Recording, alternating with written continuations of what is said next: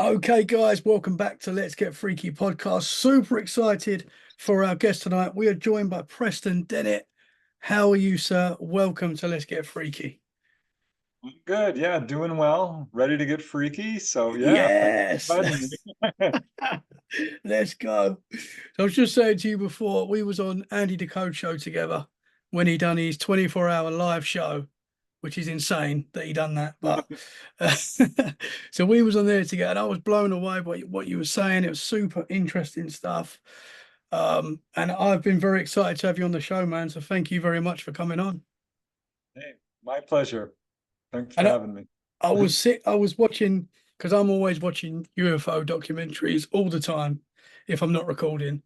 And I was watching a documentary last week. I can't remember what the name of it was, but you came up, you was on it, and I was like, I'm interviewing that guy next week. It's just a surreal moment. But yeah, super interesting, man. So Yeah, you're an author, a UFO researcher, ghost hunter, out of body experiencer. So I want to get into it all if you don't mind. I would love that. I love all these subjects, as you know. They're all Yeah, connected.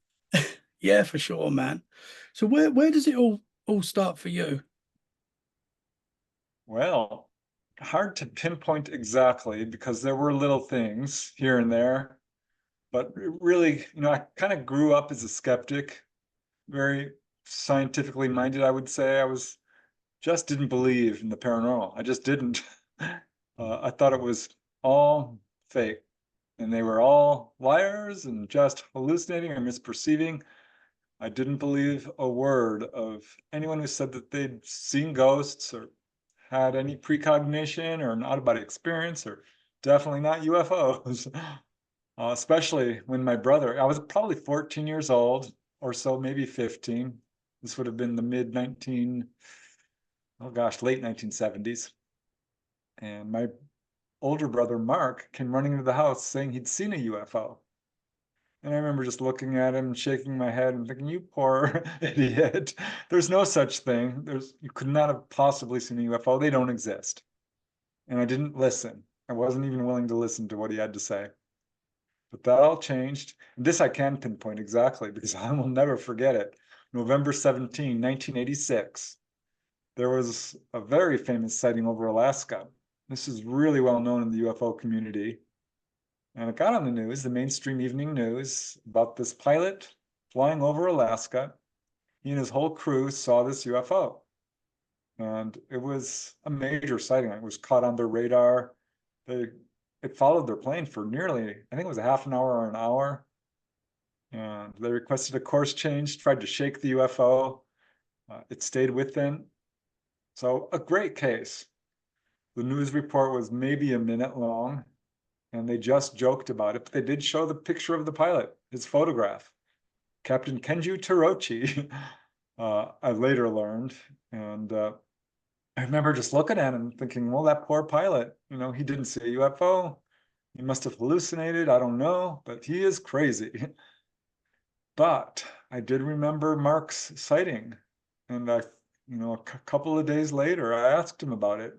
Don't know why. I just thought, Mark, you heard about that crazy pilot?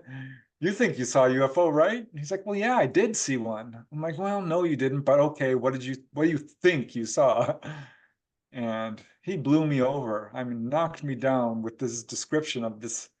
I mean, he said he was driving with his two friends down Reseda Boulevard. This is in Southern California, outside of LA. And it was at night. And he and his two friends saw what they first thought was a helicopter, but it was very close. It was, maybe a couple of 100 feet away, and it was very low at treetop level, right above the telephone poles. And they're looking at it and thinking, well, that's not a helicopter because there's no sound and there's no propellers, no tail. It had lights around it. There was a dome on top. It was obviously metallic. And they chased it. They started their car up and went after it. And this darn thing waited for them and then darted forward and waited for them and darted forward. So they chased it down Reseda Boulevard for about 15 minutes. They were passing other cars chasing it. So he's describing all this to me. I'm like, Mark, you're out of your mind. What was this? He's like, I'm telling you, it was a UFO. Are you not listening to me? He's like, if you don't believe me, ask Phil, ask Greg. Those were his two friends who were with him, who I knew. They would come over every now and then. And so I did. I called them up. He gave me their number. And they, of course, confirmed his sighting. And I'm like, oh, what is going on here? These guys saw something. So I started getting interested in this subject pretty quick, actually, because I'm not sure who I asked next, but it was, I think my friend Sylvia. She's a family friend. And she's a good witness. I mean, she's a flight instructor. She's a pretty smart lady. And she's like, oh, yeah, I've seen a UFO. I'm like, you have? Tell me about it. And she says, well, I was in the house with my friend and we heard this loud buzzing noise. It was just getting louder and louder and louder. And so we ran outside and there was this huge kind of egg-shaped craft just kind of bouncing up and down, kind of in this weird motion, very slowly over their house. Just this white, glowing, egg-shaped object. I'm like, shooting star? Sylvia? She's like, no, no, no, no. It was real close. This thing was low. I'm like, could have been a plane. She's like, Preston, this thing was right there. And that's when I started asking everyone and found out that I knew quite a few people in my family. There was two sister-in-laws who'd had encounters. Let's see, about three or four friends and 2 or 3 people at work where, I worked at a business office. And I mean, one lady saw grays. She saw gray ETs. So did my sister-in-law. Oh, wow. My other sister-in-law saw little blue beings. Another lady at work had missing time. By then I had checked out a few books and started buying books, actually. So I knew what grays looked like by descriptions. And I knew about missing time. So Dorothy's like, Dorothy heard me talking to Diane, who said, oh yeah, me and my whole family saw this star-like object. It's darting around. Dorothy walks in, and I love Dorothy because she's funny, she's unfiltered. She just lets it all hang out. And she's like, oh, UFOs? One followed me home from the library when I was a kid and described this classic flying saucer. Yeah, she was at the library. She knows exactly the time that she exited the library and saw this craft because the library closes at 9 o'clock. And they had just come out, and there it was. It was a little star-like object. It dropped down right over the telephone wires across the street. Her mom drives up. She's like, Mom, look. Her mom freaks out. So get in the car, we're leaving. And it followed them home right over their car. Wow. Right over it. Yeah.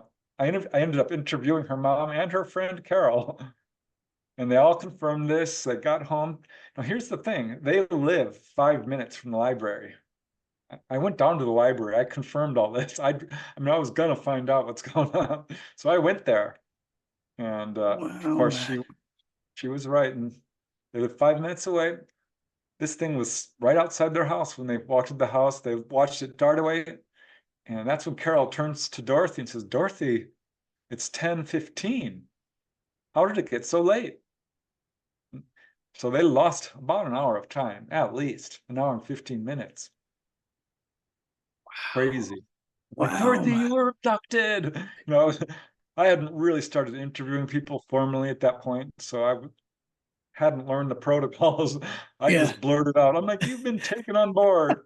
It's like, what? I'm like, you need regression now.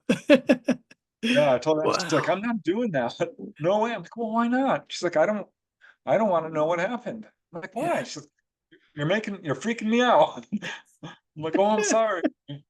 So that's when I joined, I started doing more research and I found out about MUFON, Mutual UFO Network. And I joined that group. I'm like, give me your journal.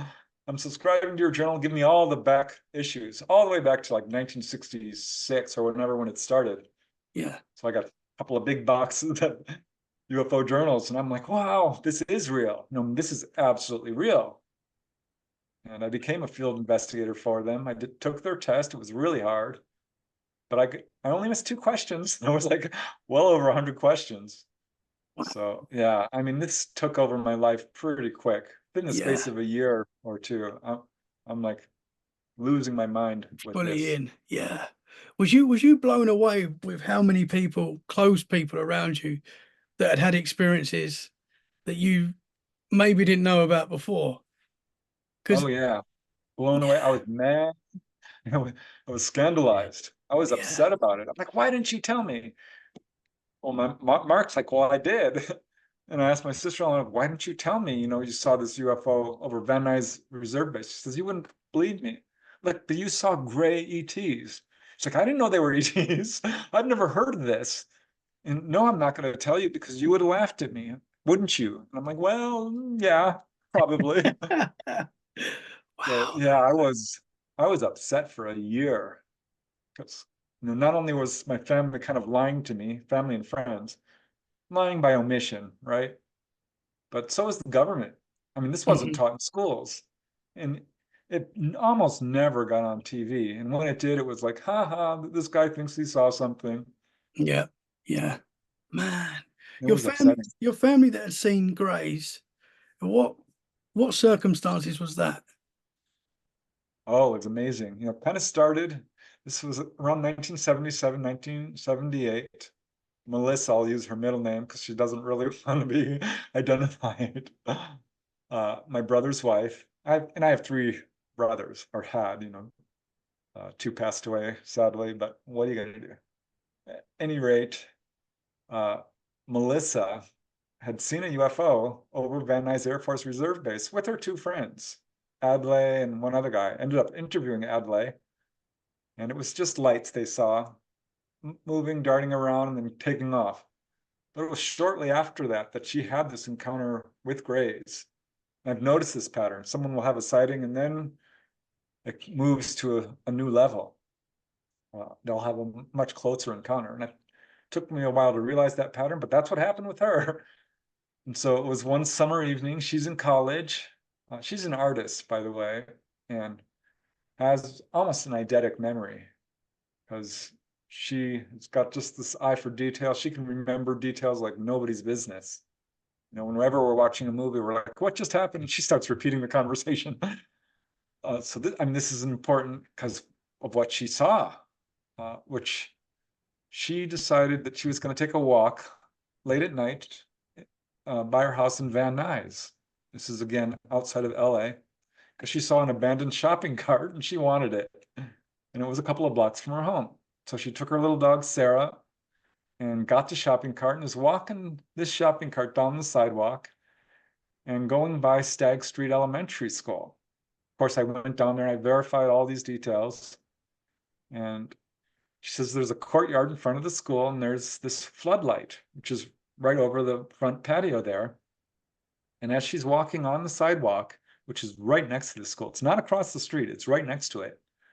She noticed two what she thought were kids standing right under the floodlight, the spotlight there. She's like, well, that's odd. It's almost midnight. These people are under 5 feet tall and they're pressed face to face, looking like they're kissing, but they're not. She's like, well, and as she's getting closer, she's like, gosh, they look bald and they're wearing jumpsuits. She's thinking, well, it's not Halloween. It's nowhere near October. Who are these weird people? So she just continues walking, not really thinking too much about it, but staring at them and gets right up to them. She's about 10 feet away, which is pretty close. And she says they were actually, she says that she's not sure, but she thinks they were floating a couple of inches off the ground because of the way they move. They just kind of pivoted and they were facing like this and they opened up like a book and looked right at her. And she goes, Preston, it scared the daylights out of me because they weren't human. She said it was like being woken up when you're already awake because these people were not human. She didn't think ET. She'd never really thought about that very much.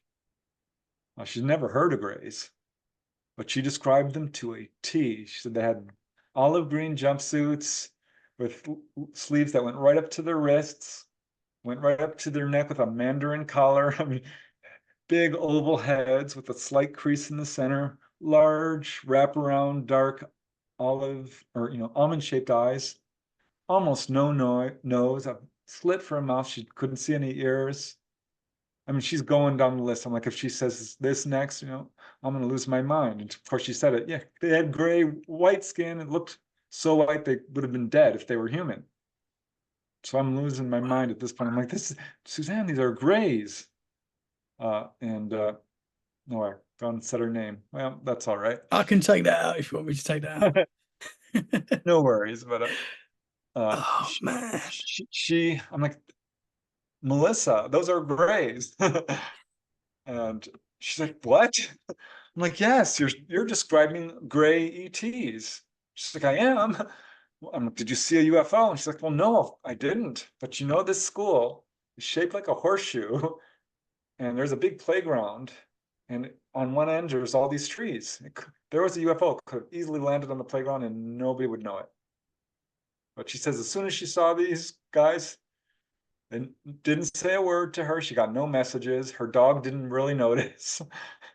And she never stopped. I mean, she paused briefly and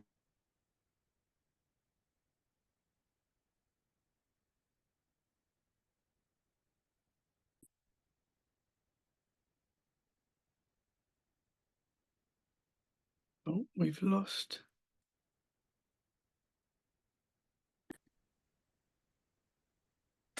We're back. Sorry about that. I don't know what happened there. no worries. If we need to start over, I'm okay with that. But I hope you got the first part of it. I think we've got it. We should have it because it was paused. So hopefully we've still got it.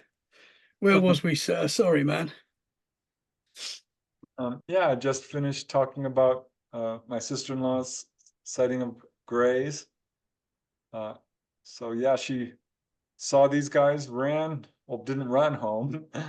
She kept walking her shopping cart, ditched it, and walked home as fast as she could, and never told anyone. She was not going to tell anyone about this.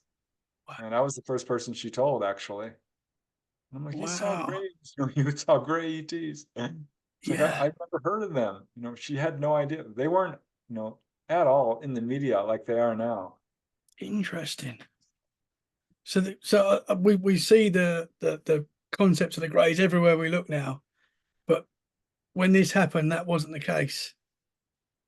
Exactly, yeah. I mean, there was just a couple of books out about this sort of thing. There was, of course, Raymond Fowler's book about Betty Andreasson, the Betty and Barney Hill case, Yeah. couple, Travis Walton. But I was looking for books, and there weren't a whole lot of them. There was some by Jim and Cora Lorenzen, but just a handful of books out there that talked about, quote, humanoids. Yeah. Not like today where there's hundreds upon hundreds. Yeah. Wow, man. I mean, for you, that must have been just mind blowing to be hearing this. Oh, it's thrilling. Yeah. I'm Yeah. like, wow, oh my gosh. And I found Wow. out, well, it is in my family, because as UFO researchers and of course experiencers know this, but it follows families through generations. Yeah. Yeah. And it didn't even occur to me at that time, even though I sort of knew that by that point, because this was starting to come up with Bud Hopkins' next book, Intruders, talked about this.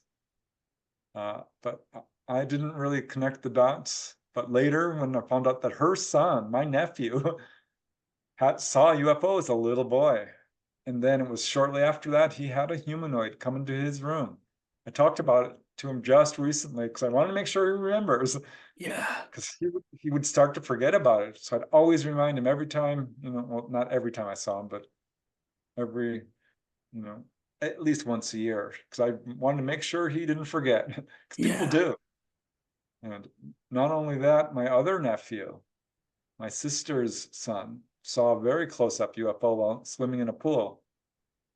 And my younger sister Valerie, had a very close-up encounter with a UFO right after her baby was born, 4 days. And that's something I've seen with a lot of people. They'll have an encounter right when they have their baby or right before they have their baby. Interesting. So yeah, and she later told me, well, I did have this other sighting. Like, you never told me about this. Why didn't you tell me? She's like, I Uh, forgot. I'm like, oh my gosh, Valerie. I mean, surely now you're the first person they ring at. Yeah, 100%. 100%. Yeah, I built up quite a network, because I started getting lots of referrals immediately. Hmm. Yeah, When I worked in an office, there was kind of a high turnover. It wasn't a great place to work. So people would start and then they quit and someone new would come in. yeah, And they, of course, like, here's Preston. He loves UFOs. If you've seen a UFO, you need to talk to him.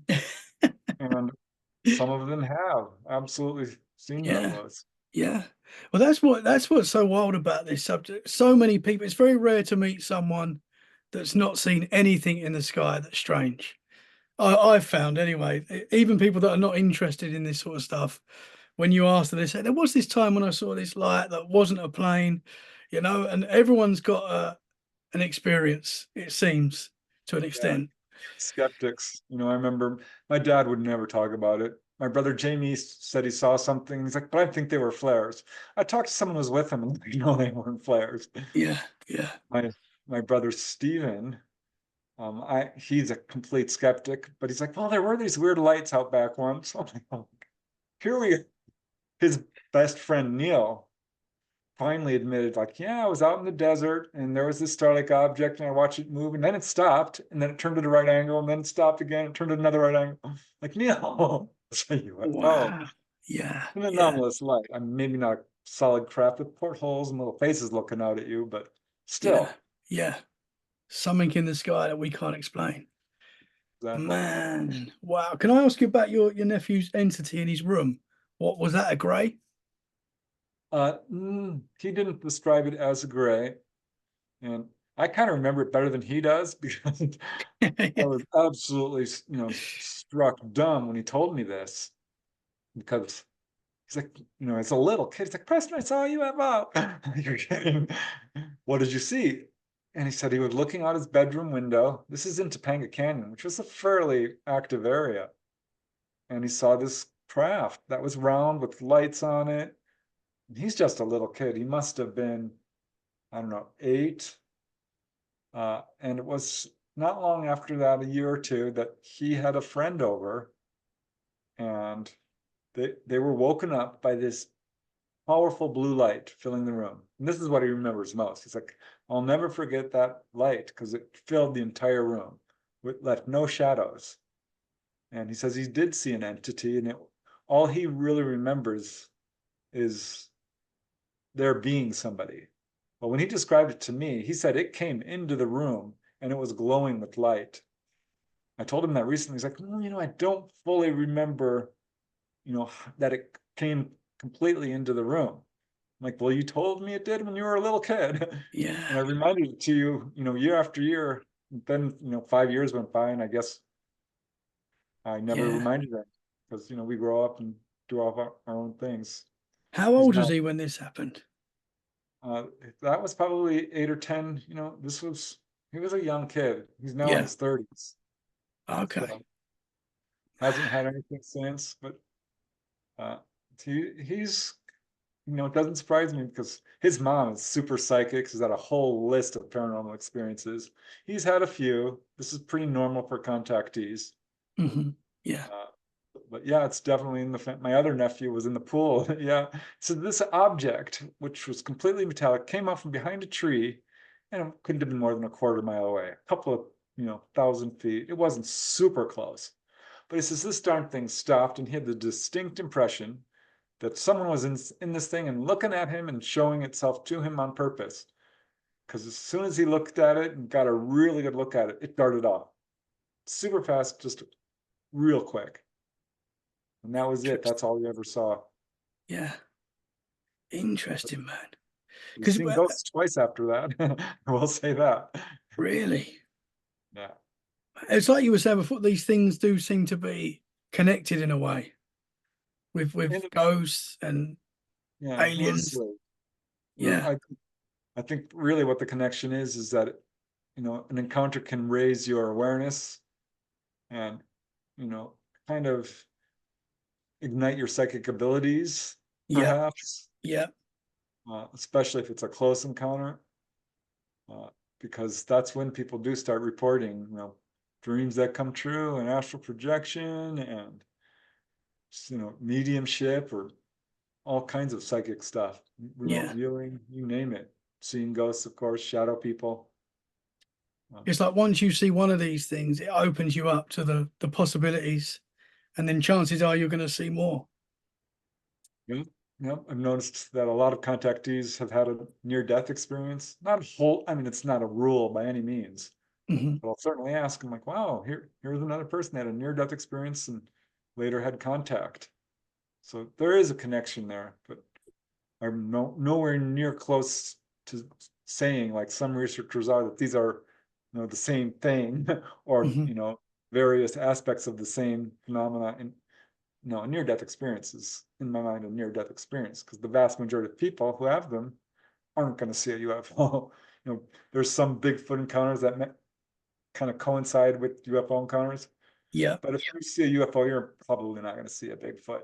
You're just not. And yeah, if you see a Bigfoot, you're probably not going to see a UFO. But it does yeah, happen. Some of the times they intersect. yeah, yeah, for sure. Man, wild.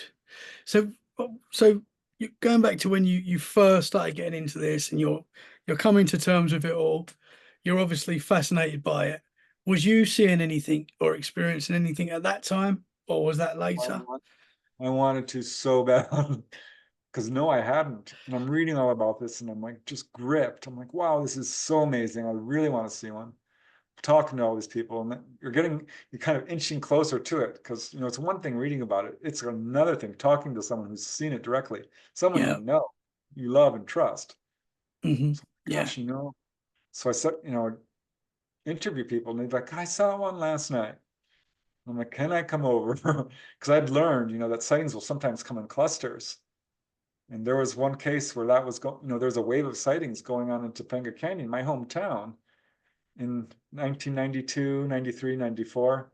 I just moved out of the canyon and into the neighboring town of Canoga Park.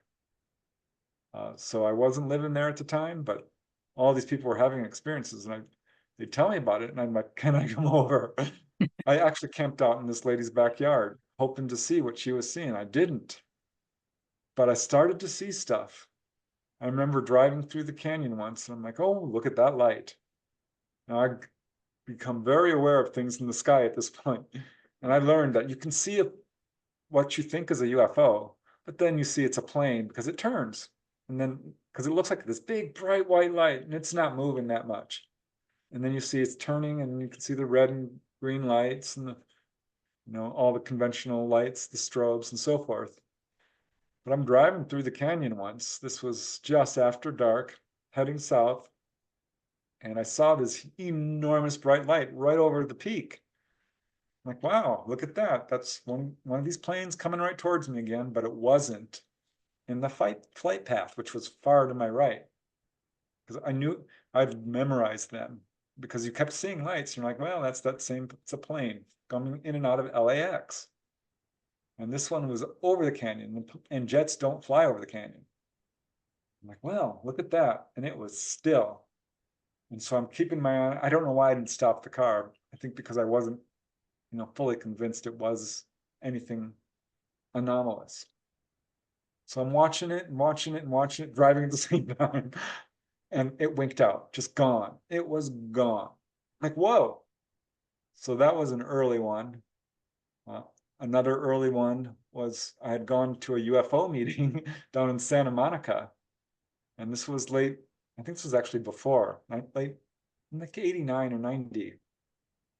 Because there was this guy speaking who was a contactee.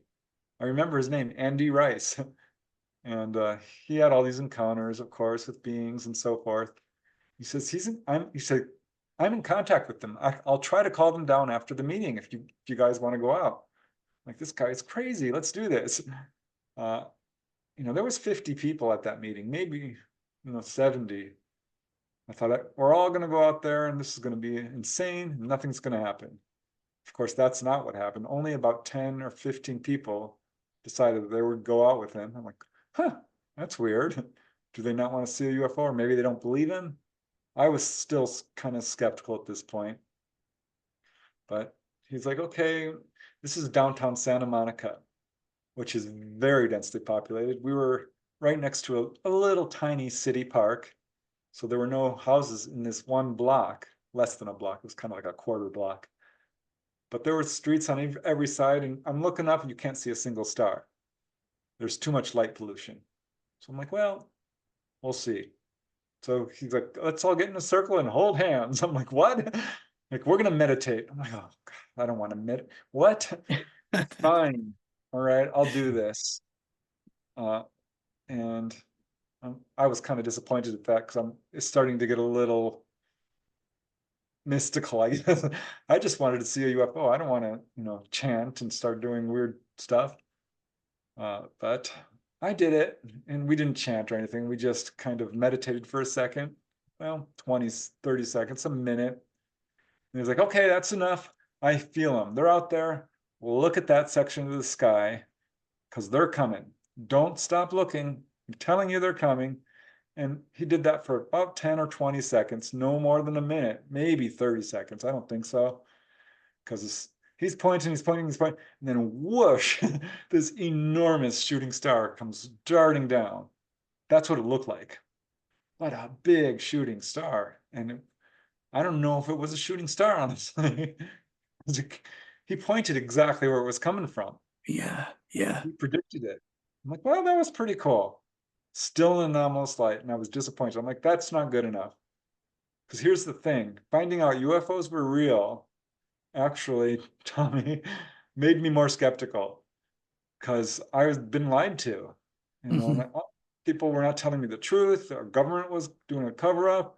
I felt like I couldn't believe anybody who said anything, and I had to reevaluate everything. I mean, I was rebuilding my belief system brick by brick, and kind of not even, I left belief behind. I just wanted to know what's true and what's not true.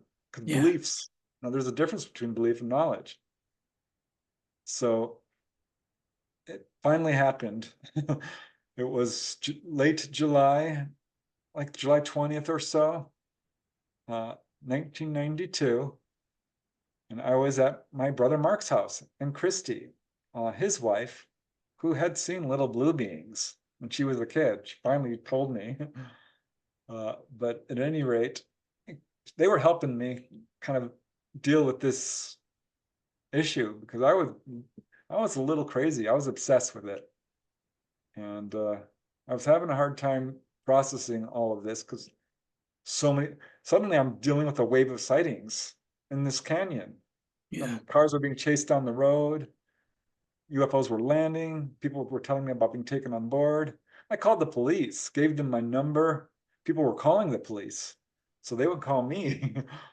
uh, I gave my number to the newspaper. So I was getting calls. I was putting up flyers. I mean, yeah, I was cold calling people because there's a phone book, and I grew up in this area. I knew a lot of people, so I was networking. So I'm really going deep into this investigation, and it was crazy. So this, and it had just begun. So it was late July evening, and I believe it was a Sunday because I had to work the next day. I remember that. And I was up late, which I don't normally do on a weeknight. Like, I gotta go. It's almost midnight.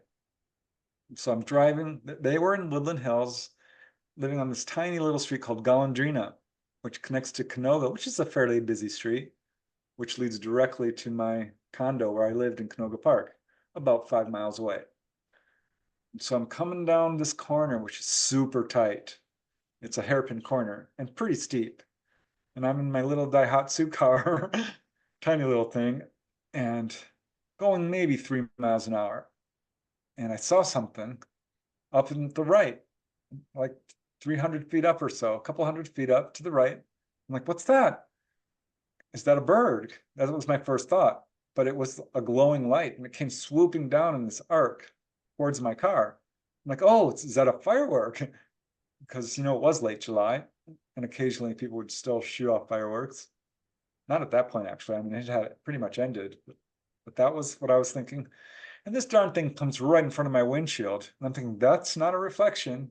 Because, of course, now that's what I'm thinking, but instantly discarding because it wasn't. And I'm moving my head around, and this darn thing is a little ball about the size of bigger than a golf ball, smaller than a tennis ball, kind of between those two.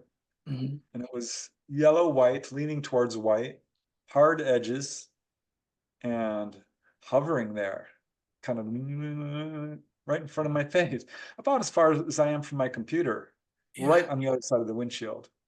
Like, holy cow, look at that. I'm gripping my steering wheel, just staring at this thing like, what the heck? This thing moves to the left, moves all the way back to the right, goes by me, goes all the way back to the left, goes by me, comes back and stops again. I'm like, oh my God, look at this. And then it goes forward, dips down, almost touches the road, goes straight up. And I lean forward and I'm looking at it, go right up through, because there were trees kind of hanging over the road, go right up through and straight up. And I always, Wow. I told people, that's my sighting. And here's the weird thing, I forgot about it. I did not remember this happening at all. Didn't remember it. Wow. And it was like, it was later that year. I can't pinpoint when I remembered, but I remembered it. And I'm sticking to this because I know what I saw. I really do. Yeah. I will never forget it. Well, I did, but I'm not going to forget it now. Yeah. I Wow. always tell people this, and I'm like, well, what happened next? Did you tell anyone? I'm like, you know what? I don't remember driving home. Because I've seen UFOs after this. That was a big year. I had like 4 sightings that year, and pretty regularly after that. I would normally, call someone up, well, you're not gonna believe it. And I would write it down because I know, as a good researcher, you need to write stuff down. I didn't do that. I should have turned around. I was minutes from my brother's house. And I should have turned around. I'm like, you're not gonna believe it. I didn't do it. I had missing times, what I'm trying to say. Yeah. Do you know Uh, how long that missing time could have been? I have no idea. I don't Wow. remember waking up the next morning. I remember nothing really. My life just Wow. continued as normal. I went to work and I don't know. So I couldn't tell you if I had marks on my body or anything like that. Yeah. Did start dreaming, I started eventually as time went on, I started dreaming about being on board. Interesting. So Which is how a lot of directly abductees, to these incidents, but yeah. And that's how a lot of abductees they get a lot of their memories back in the dream state. exactly. Yeah, Interesting. one very vivid dream, and I think it might be connected to this because it came back years later, but I was young in the dream. And if I just know this happened because it has that feeling, right? I was in this room that was quite large, and there was a lot of people there. They were all guys. We were all young men. We were being taught. There was probably, let me say, about 20 tables, not quite normal tables. These were quite low. And there was a machine on each table, which I won't even begin to describe because I don't really remember it that well. But it was metallic and it was a free energy device or something along those lines. I do remember looking under the table and thinking, well, it's not connected to anything that I can see. And we were just being taught about it. And there was somebody walking around instructing us. I can't say I remember who they were, but I do remember looking at these because there was a partner, another guy next to me. I had hair. I remember and I was losing hair about that time. So it had to be about that time. And after they gave us this lesson, this was a big room with a big rounded ceiling, grayish, big smooth flat floor, and about as big as a gymnasium, pretty big. And they said, okay, we're done. Go over to the side. We're all gonna look outside. And they turned the wall transparent. And we walked out. It felt like walking out onto a deck of a ship. So you didn't see glass, you saw nothing. And they opened this up and you could see the Milky Way. And we've all seen the Milky Way. Why? Most people have, certainly in pictures. But if you go out at night in the desert, you can see the stars and you're like, wow, look at that. And if you're in an area where there's no light pollution, Hmm. it's amazing, right? Yeah. Nothing like what I saw there. It was so close you could touch it. I had never seen anything like that. The pictures, nothing does it justice. I cannot tell you the words to show how magnificent this was. Wow. It was jaw-dropping. I'll never, well, I did forget it, but I'll never forget it now. Yeah. Wow, 'Cause, man. I just know that that was a real experience, and I'm in my mind, I'm connecting it to that. I might be wrong because I think I've had other encounters, Yeah. So but that yeah, so after seeing that light that shot up in front of the car, and you said you saw four other crafts or UFOs that year as well, were they the same sort of objects or different? different. Because it was a big year. It was, so that was July. Uh, and right after that, we decided to take a whole family vacation up to Crater Lake in Mount Shasta in Northern California, right there by Oregon. And, me, Mark, and Christy, we're the UFO nuts. And the whole family thinks we're crazy. Fine, whatever.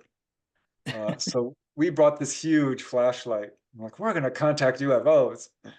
And we were up at Crater Lake, or it was there, Mount Shasta, that area, right? And we were in a campground, and we're like, we're going to stay up late because you never know. Everyone else was asleep in their tents. And there were such tall trees that the only sky you could see was this little round spot above you. I'm like, well, we're not going to see anything because you can't see the sky. But we're out there and we're just looking, and Mark's like, I saw something flash. Give me the flashlight. And Christy had the flashlight. It was a big flashlight. And he flashes into the sky, and we're looking up. Darned if this light didn't flash back right after he did that. And he's like, did you see there? Yeah, we're like, oh my God, yeah. And then he flashed it twice. And this object flashed back twice in a slightly different location. Now I know enough about satellites and shooting stars and planes and balloons, and we can go down the list, but it wasn't any of those. It Wow. was something else, and it was communicating with us, and that was the extent of it. Now Marco and Chris, I think it was Chris, he said, no, it flashed again. We did this over and over. I'm like, because I had trained myself pretty early on to be a trained observer, and I'm pretty sure that was it. She's like, no, it happened again. We did it a couple of times. I'm like, well, okay. I'm not going to dispute it because it was thrilling. Yeah. But so cool. And it was a month after that Stephen Greer, who you may have heard of, Yeah. Yeah, for sure. of CSETI, the Center for Study of Extraterrestrial Intelligence, he was forming this group to call down UFOs, close encounters of the fifth kind, human initiated. And he was forming these little chapters across the United States. And he came to LA to speak, literally a block from where I lived. He's like, pay $300 and you can hear me speak. I'm like, I'm not going to pay you. I worked for a living. I would live in check to check. I was a young man. So I just moved out. I had money for toilet paper and beans. That's about it. So I can't really afford it. And the newspaper knew I was investigating UFOs, the local Topanga County newspaper. The editor calls me up. He's like, I don't even know why I'm doing this. I'm compelled to do this, but I'm going to pay your way for this lecture that I heard about. Have you heard of him, Stephen Greer? I'm like, yeah. He's like, you'll do that? He's like, if you write an article for the newspaper, I'll pay your way. Don't know why I'm doing this. I'm like, I think I know why. But, because these weird coincidences would happen that would kind of Yeah. change my life. I would be drawn to witnesses, or they would be drawn to me. So he pays the way. I still can't believe that. But Wow. I got to hear Stephen Greer speak. And so he's talking about, here's how you call down UFOs. Here's this case from Preston Dennett. I almost fell back in my chair when he said that, like, what? And he described this case I had written about for UFO Universe magazine, where a guy called down a UFO accidentally after setting up lights for NBC. They did a little publicity stunt where they set up lights in the shape of a peacock's tail, and three Wow. UFOs came zooming down. And Wow. Stephen Greer described this case. He's like, here's an example of how lights can call down UFOs. he's like, here's another case also from Preston Dennett. I'm like, I know what he's gonna say. Because the next case was the same guy who had used a laser down in San Diego, and another UFO showed up. So he's citing those two cases and a couple of others. So I'm like, wow, this is very cool. Yeah. He's like, let's, after the lecture, we'll go up to this spot, and anyone who wants to come, we'll try to call down a UFO. I'm like, sure you will. Let's, I didn't think it would happen. I honestly did not think it would happen. But we went to this spot, which was about 10, 15 miles away from the hotel where he was speaking, up in the Santa Susana Pass is where it's called. It's a couple of neighborhoods away. And it's a fairly rural area, but it overlooks, the San Fernando Valley, which has over 1 million people in it. I mean, this is not, out in the middle of the boonies somewhere. So we park all our cars. There's maybe 30 of us, which again, most people didn't go. And we hiked down this little path, which was a good hike, a quarter mile, maybe half mile. As soon as we got to the spot, someone shouts, "Look up! What's that?" Of course, we all look up, and there's this light up there, which was big. I mean, a quarter of the size of the apparent size of the full moon. So big. And I'm looking at, I'm going through the list again. Not a helicopter, not a shooting star, blah, blah, blah. It was right up to the zenith, moved just a few degrees and winked out. I was impressed. So yeah, we went out the next night, much less of us, and we're all sitting there meditating with our eyes closed. These weird flashes of light just made us all open our eyes, and we're like, what the hell? What the heck is going on? And so that was that. So we ended up over the next couple of years going out once every couple of months or so, and we would occasionally have some pretty good sightings. Wow. Every couple of years after that, they would show up in one way or another. Not every couple of years, but over the years, because this is way back in 1990s. I got involved in this field in 86, 88 really is when I dived in deep. But I've had a good dozen really good sightings, and more than that, actually, yeah. Yeah. So, especially that year when you're having all these, was that a confirmation? I know your family and a lot of close friends had seen stuff, but was that the real confirmation for you that there's a lot more out there? Oh yeah, yeah. When that little light came down in front of my car, and I finally remembered it, That was I'm it. like, wow. And Yeah. that's when I started to wonder, like, could I be in some level of contact here myself? Because Yeah. I wasn't really wanting to go there. I'm interviewing other people. I'll talk about you guys. I'm not going to talk about me. Yeah. Because no, I want to be objective. I'm investigating, I'm not going Yeah. to talk about myself. But at some point, because stuff started to happen where I became acutely aware that the ETs knew about me. They hands down knew. I think when that really was driven home was when I'd interviewed this lady who lived in North Hollywood, who had seen this gray with her sister throughout their childhood. And they saw many times it would come into their bedroom, always to Susan's crib, and Susan and God, I forget the other lady's name. But at any rate, they saw grays over and over again, and it followed them throughout their lives. They saw UFOs. One landed in her backyard, and her daughter said, "Mom, a little man came into my room." Now she's an adult. And her husband, Hector, saw it too. And he's like, "Don't come for me. Come, you're after my wife. Go get her." I talked to him. So she's describing all this. I'm like, would you go on TV? Because I had an opportunity to do a public access TV program, super small, local only. She's like, sure. And it was a day or two before the shoot, and she calls me up. She's like, the Grays showed up. They don't want me to do this. I'm like, you're kidding. She's like, no, no. They told me that it's not time. I'm like, what? They told you they know? So they know I called you. I mean, I started to like wonder about this because it was around that same time that I met this other lady who basically said, well, ETs told me, it's okay to talk to you. They said, you're the guy I should talk to. I'm like, okay, yeah, right. But then, later on, this would happen again. More recently, in 2016, I met this lady, Dolly Saffron, who's my favorite contactee of anyone I've ever interviewed because she remembers everything. No fear, no hypnosis, hundreds upon hundreds of encounters, literally. I mean, I wrote a book about her case. And she's like, you need to know that I was looking for a researcher and the ETs gave me your name. I'm like, Dolly, you're Interesting. kidding. No, they gave me your name.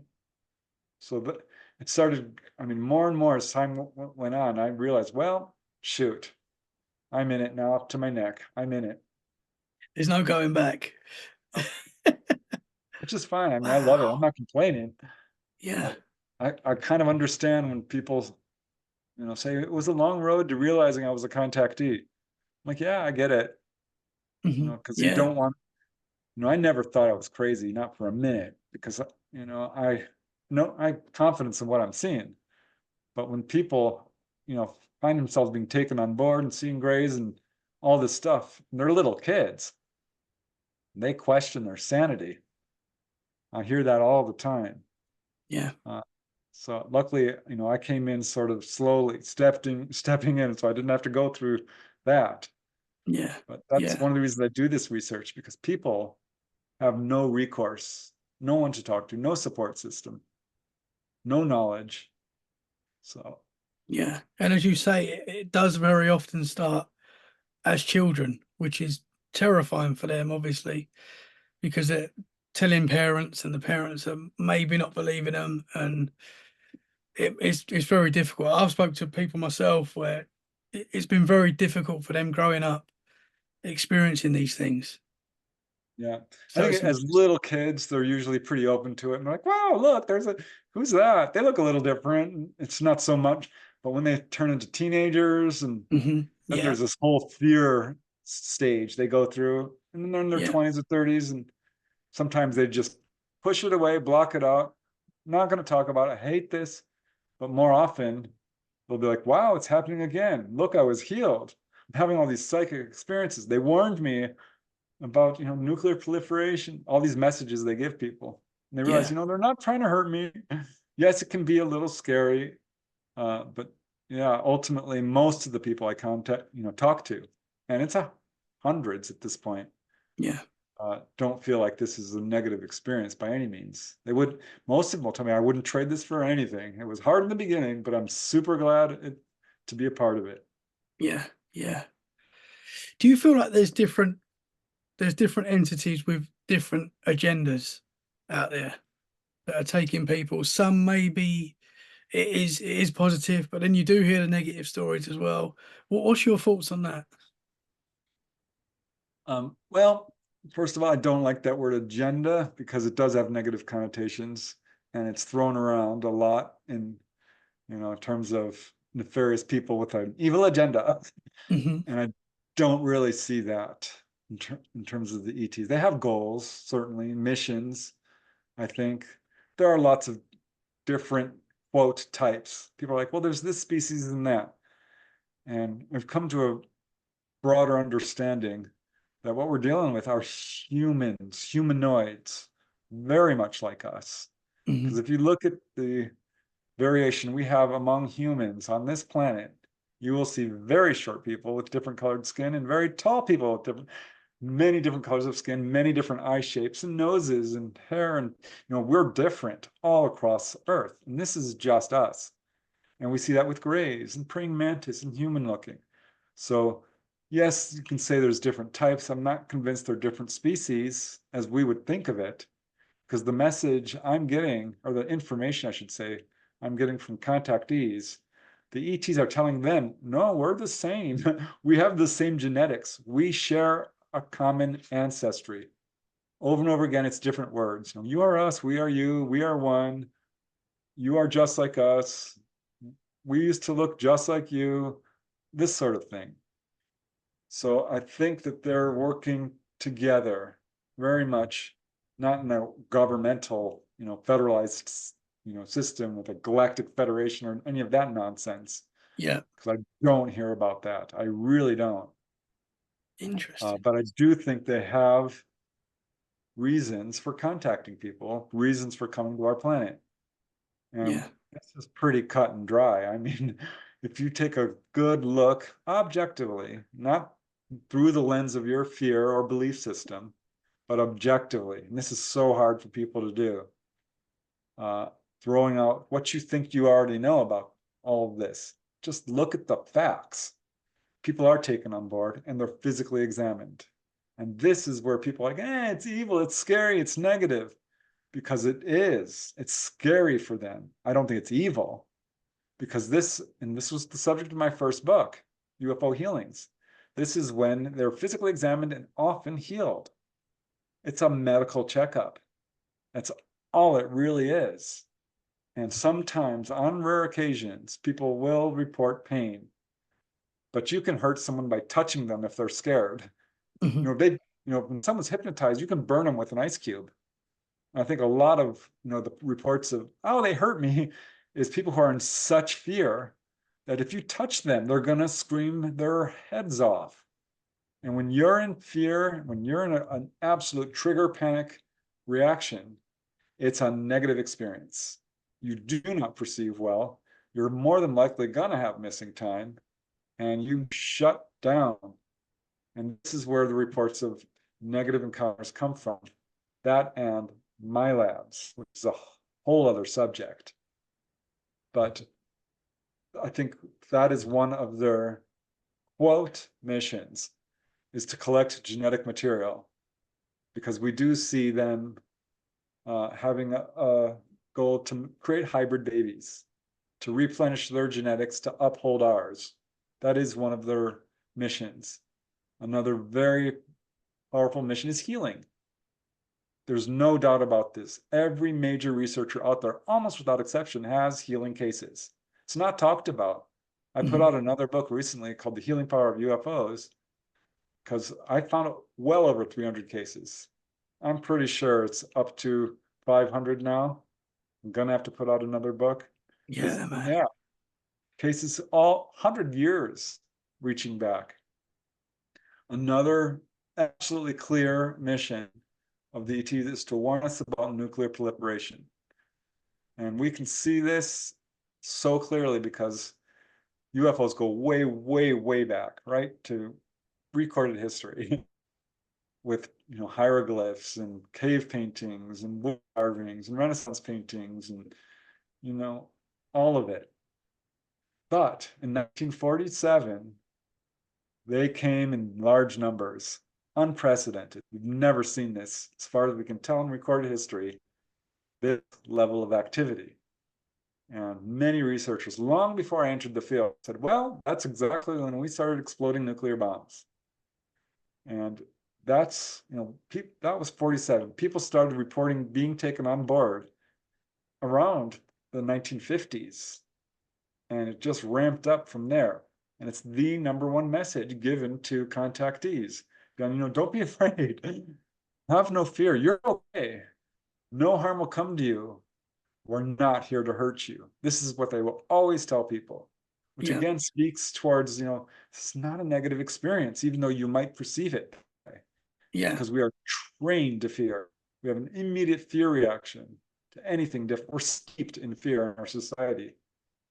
And Yeah. so one of their missions is absolutely to warn about nuclear proliferation or the use of nuclear material in any capacity. Because they've told contactee after contactee over and over and over again, you are on the path of self-destruction. You're gonna kill yourselves. You're destroying areas you're not even aware of. When you explode bombs, it Ah, lost you.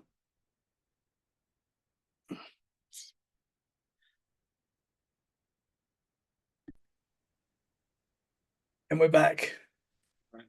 so yeah, they have multiple missions. One is healing and upholding genetics and collecting genetic material, really of all kinds. plants. We've got case after case of them digging up soil and testing it, plants of all kinds and animals. So in essence, there's a scientific mission going on as well to study our planet Yeah. and us and the Interesting. atmosphere and all of that. But, then healing, then warning people about the fact that we're on the wrong path. But another, and this is very much evident in the first-hand cases, because it's a rare contactee that doesn't come away from their experiences with some kind of spiritual, psychic awakening, enlightenment. And what we see over and over again is people who have contact will start doing mediumship, seeing shadow people, having astral projection, experiencing precognition, having the ability to do psychic reading, healing, becoming environmentalists or animal rights activists, or doing really good work in some capacity, but often this major psychic awakening, remote viewing, physical levitation. It sounds crazy, but I've got case after case of people who, were so woken up with their psychic abilities that they're doing stuff we would consider absolutely the realm of yogis and enlightened masters. Yeah. So this is another, and they've said it. They've told contactees this. It's crucial you guys raise your psychic abilities, telepathy, because we need to. This is how we're supposed to be. We've lost touch with our ability to connect to, quote, the other side, and recognize that we are in fact eternal, immortal beings, that death is a lie, that we have to move past fear. So this is what these are their main agendas, really is. And it's not me saying it, it's the first-hand cases. Yeah. So people can cry all they want about, oh, this was scary, and they're trying to take over our planet, and blah, blah, blah. Listen, they've been around forever. You really think they're going to wait until we get more and more crazy to take over our planet? They're not here to take over our planet. I Yeah. had a contactee ask them flat out, "Are you here to take over our planet?" And they said, "No, you guys are far too emotional. You're hard to be around, most of you. And your planet is polluted and crowded, and there's plenty of other planets out there. They have access to the entire universe. You really think they're going to come down here to this war-ridden, diseased, polluted planet and come here and torture humans? It's ridiculous. The Yeah. worst I hear is the physical exam. That's it. I've got really zero accounts of what I would call outright sadistic behavior. Now, I can tell you many Interesting. humans who've done sadistic things to each other. I mean, it's on the news daily. What people are doing is overlaying their own cultural values and beliefs and norms onto ETs because they're other, they're different, they're unknown. And we are so trained to fear. The media will not portray a friendly UFO story. They want the scary ones. Our Yeah. government has a deliberate agenda to push the fear narrative. There's my labs, I mentioned this. And some of the people out there are saying, well, I had the worst experience you can possibly imagine. And I've talked to some of these guys. I'm like, that's not ET. You have been my lab, drugged, hypnotized, mind control techniques to make you think you had an ET experience. And it was not ET. It wasn't. Because these Interesting. are people who are incredibly advanced. I get people coming at me like, why don't you ever cover human mutilations? I'm like, are you kidding? Why would I cover human mutilations? Because that's government agents doing it. There's a small Interesting. smattering of cases. Same with cattle mutilations, which I did cover. And I can tell you that I've talked to some major researchers who focus solely on that and surveyed the literature. And the best ones say it's not ET, it's government agents doing it. It's then pushing their fear agenda. And Wow. interesting genetics. There's genetic research going on that would curl your toes here on Yeah. Earth. That I is can not imagine. okay. Yeah. ETs are not experimenting on people. They're not. Do you They think are killing we're, them. we're obviously when it comes to ETs, it's very much of a spiritual awakening and a connection there that we've got. Do you think it's down to it? Well, not down to, but our government doesn't want us to wake up spiritually and connect, and they want to keep us down here and in a low vibrational state, and that's why there is I don't know what word did you refer to it? The MyLab?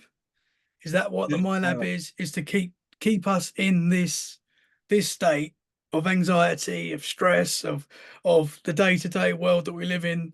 Is it's that what it is? 100%. And I use that term government loosely. You know, I still use it, and it's not entirely accurate because there are good people in government. Hmm. It's the intelligence agencies. It's the highest levels of some. You know, there's good people in the military, so I don't want to badmouth the military. But let's face it, the highest levels of the Navy, and the Army, and the Air Force. Some of these guys are in on it. It's the military-industrial complex. It is the energy industry, the oil industry, the pharmaceutical industry, you know, the banking and insurance industry. It's some of these guys who are also in on it. The intelligence agencies, the Pentagon, the non-elected officials who are in the know, Interesting. and certainly Yeah. some people within government who are, you know, they're stooges basically. The one percenters, the cabal, you know, the beyond the super rich. Uh, Yeah. so those are the ones who are doing it. And yes, they are working very hard to keep people in a state of fear, anxiety, living check to check, poisoned in our food and our water.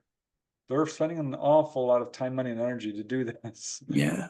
And yeah, 100%. I don't mean to be negative, but look outside of the UFO field. Look at what they've done to the population, you know, sterilizing, you know, disenfranchised segments of the population, feeding them drugs, you know, for experimentation, hallucinogenics. The pharmaceutical industry is experimenting people like guinea pigs. Those are the ones who are being, you know, experimenting on people. All these Yeah. drugs that, you know, they feed people and like, well, now we found out it's not good for you now that you have no arms or you're brain dead or, you know, all these horrible symptoms that they list on these commercials. Yeah. More people are Yeah. dying of legal drugs than illegal drugs. And Yeah. they're It's behind terrifying. both of them. So yes, they don't have our best interests in mind. And I hate to say it, but people need to wake up to it. You know, it's Hmm. important because it's connected to all this. They're Yeah. not going to disclose. They're never going to disclose, in my opinion, because they're still lying. They're pretending that, oh, look, we're going to study UFOs now. NASA, like, we're going to form a commission. We've got a commission of people, and we just don't have enough evidence. What? Sure, you don't have enough evidence. Yeah. So every jet out there has cameras all around it. You know, these military jets, they've got great footage. We've got satellites covering this planet. It's black if you look at a map, and they can see a postage stamp. You know, it's much smaller than that, really. This is what we know in the public arena. And we Yeah. don't know how advanced the technology is. Because I've talked to insider military folks, and they're like, oh, it's Star Trek stuff. You wouldn't believe the technology we have. Yeah. I can imagine, man. So I yeah, mean, I've got bring it I've up. got an app on my phone now, which apparently it shows me every single plane in the sky around the world, and I can go in it, and it's amazing. It's a cool little app. But I said to my buddy, I said, look, we can do this on our phones, me and you, right now. We can see military aeroplanes in the sky and all sorts. Can you imagine what the government can do, man? Imagine what they've got. They've got it all. Super interesting. AI that can track every darn movement of every darn person on this planet. Yeah, yeah, and it's happening. Yep, yep.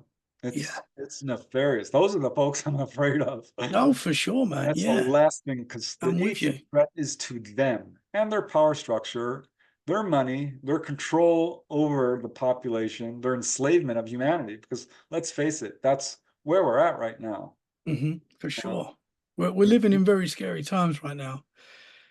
I mean, there's conflicts going on everywhere, and I eh, refuse to live in fear. You know, I oh know yeah, we're immortal beings. I think that's one thing people do need to just step away from is the fear that we're, because hmm then you can start working on, you know, improving things. But move yeah, past the fear. build all the knowledge you possibly can, recognize that we are not alone. Mhm. These are steps we need to really take if we're ever going to get ourselves out of this mess. Yeah, So, man. Super interesting. Can I ask you when you started with your out of body experiences? yeah, this is so cool because it happened at the same time that I started investigating UFOs. I've come to realize there's got to be a connection there because I've talked to so many people who are like, yeah, I had contact, and then I started, having all these paranormal stuff. Like, well, gosh, me too. And again, I really didn't connect to that for a long time, and I've never made any secret about, having astral projection experiences. It just didn't come up as much as UFOs. But very early on, I did a show with Art Bell, and he was doing Midnight in the Desert about this. You were like, who is this UFO guy talking about out of body experiences?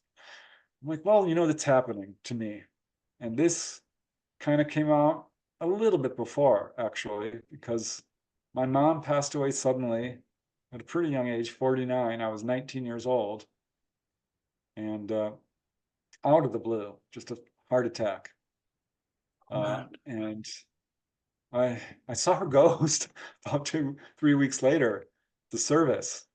I, of course, didn't Oh, think it was her spirit, but I saw her in full color. She pixelated away and was gone. I'm like, well, I'm lost my mind. I am sick with grief. I'm hallucinating. I am so sad. And I'm like, well, I'm not going to tell anyone this because they're going to think I'm crazy. And I didn't. But it was, a year after she passed on, I started waking up in the middle of the night because she'd walk into my room and say, I'm fine. And then I would wake up for real. Like, what just happened? Because sworn that was her. I mean, I felt her presence. And it happened over and over and over. And it got to the point where, like, okay, I'm either going crazy or there's life after death. One or the other, because this is happening to me. And I'm sure it's her because you can just tell when you're with somebody. And, or I'm nuts. So I'm buying books on dreaming and they're pretty much useless because there wasn't a whole lot of books that were really accurate on this particular aspect of, quote, dreams. Because they weren't really dreams. I've come to realize she was visiting me because were in effect out of body experiences. They were pre-lucid dreams, though. That's how I was remembering them. A lucid dream is when you wake up in the dream. And I was, but I didn't realize I was dreaming or, quote, out of body. So finally, I stumbled upon this book by Robert Monroe called Out of Body Journeys. And he's like, here's all my experiences. I started going out of body after a heart attack and experimenting with sleep learning and anesthesia. So he started having all these major out of body experiences, which he proved actually in a laboratory setting and would appear as an apparition to people. I mean, he proved this. So I'm like, wow. what? This is wild. He's like, you can do it too. He, in the back of his book, it's like, here's how you do it. Here's how I did it. And it was a little different from the exercises I normally do now because I kind of refined it for me. But I did his exercises, which were basically meditation, relaxation exercises, visualizations, this sort of thing.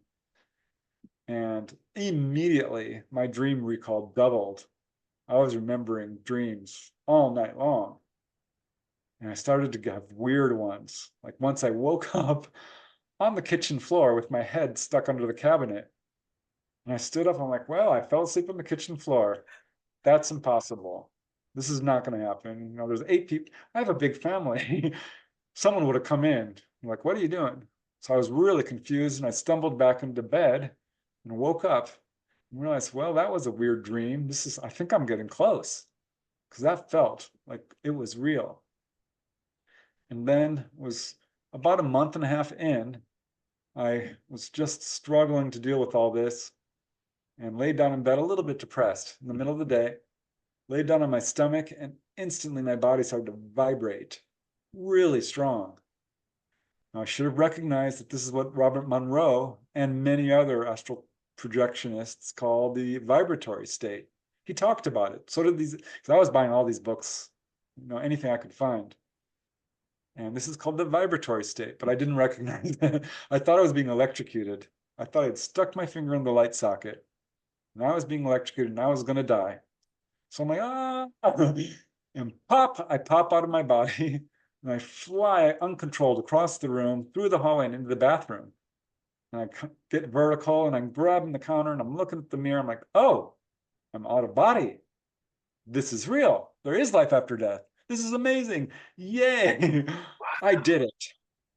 And as soon as I, said, got so excited, I learned strong emotion will pull you right back in. And so I got pulled uncontrolled back in. And I'm floating towards my body. I'm like, who's in my room? Who are you? There was someone in my room. And I'm like, wow. Because they were a short little person. Couldn't see them. Because my vision was all weird and like crazy. It was all foggy and just out of whack. And I floated above my bed and went plunk right back into my body and woke up. I'm like, wow, I did it. I was no longer depressed. I was super happy. I'm like, I'm doing this again. I cannot wait. Wow.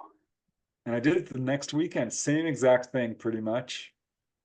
Started doing it regularly after that. I'd pop out, I'd be like, yeah, whoosh, right back in. Because I could sleep late on weekends. I was working and going to college. I was busy. My car was a piece of crap. I had piles of work, homework, and I'm trying to do this and investigate UFOs. So this is a lot. And I'd sleep late on Saturday and Sunday. And every weekend, almost without fail, I'd rise up, pop out, be like, yeah, whoosh, right back in. Took me a year to just calm down, say, okay, I'm out of body, relax. And, I was able to lengthen it second by second to, 30 seconds, and then a minute, and then 2, then 5 minutes, and then 10 minutes. And then eventually, a couple of times all night long, but usually 5 minutes to an hour. Wow. Generally on the shorter side, honestly. I'd walk through it's scary at first. But I read early on, this is safe. It's as safe as sleeping. You don't have to worry. Nothing can hurt you. So I didn't have any real fear. Some people have a lot of fear. I only did once. I thought I died once. This is terrible. I'm dead. Dived right back and I'm like, oh, okay, no, I'm fine.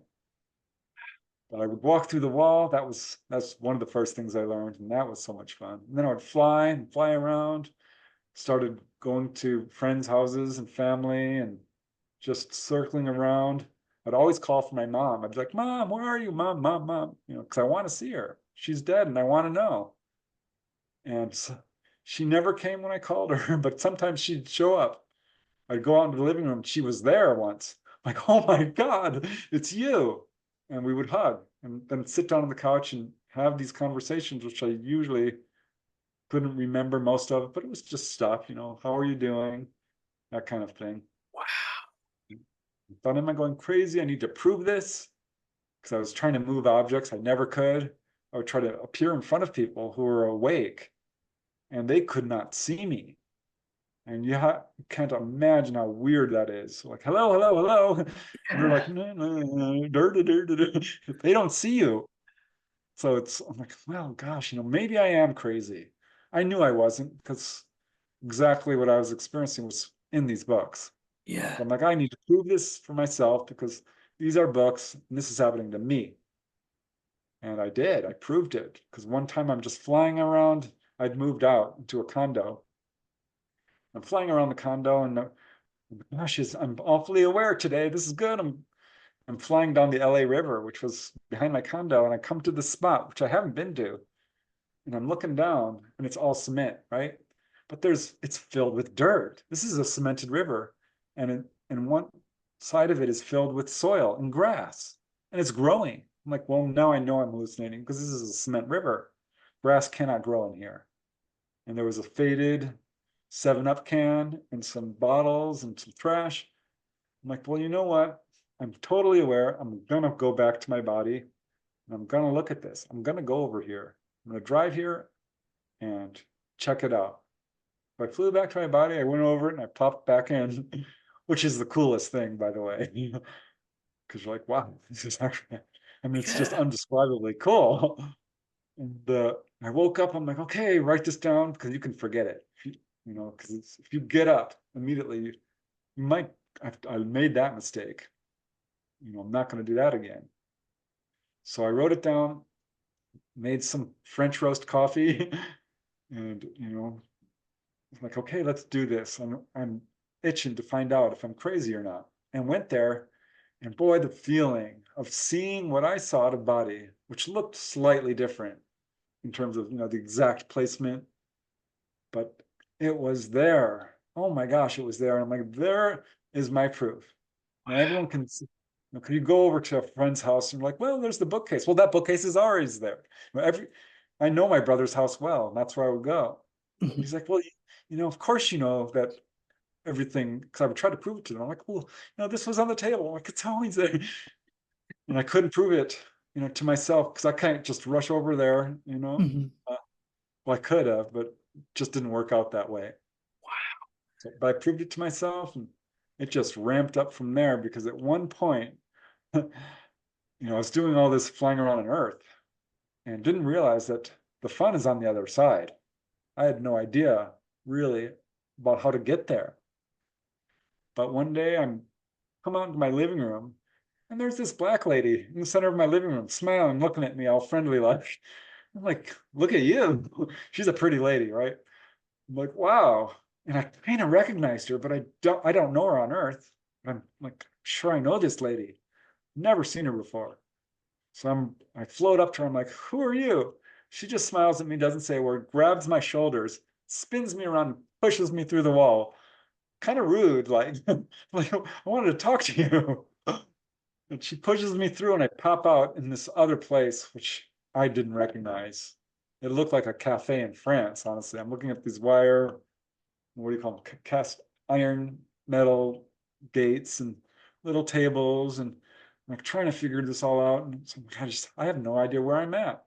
I'm flying around, and I mean, this was actually a pretty long experience. But at some point, I'm like, I wonder if my mom, maybe she'll come this time. And she did. I'm like, mom, I'm here. I'm out of body. No, I'm meeting you halfway. Least you could do is come. And she did. And she looked young. Wow. She died at 49. She had a lot of wrinkles and gray hair.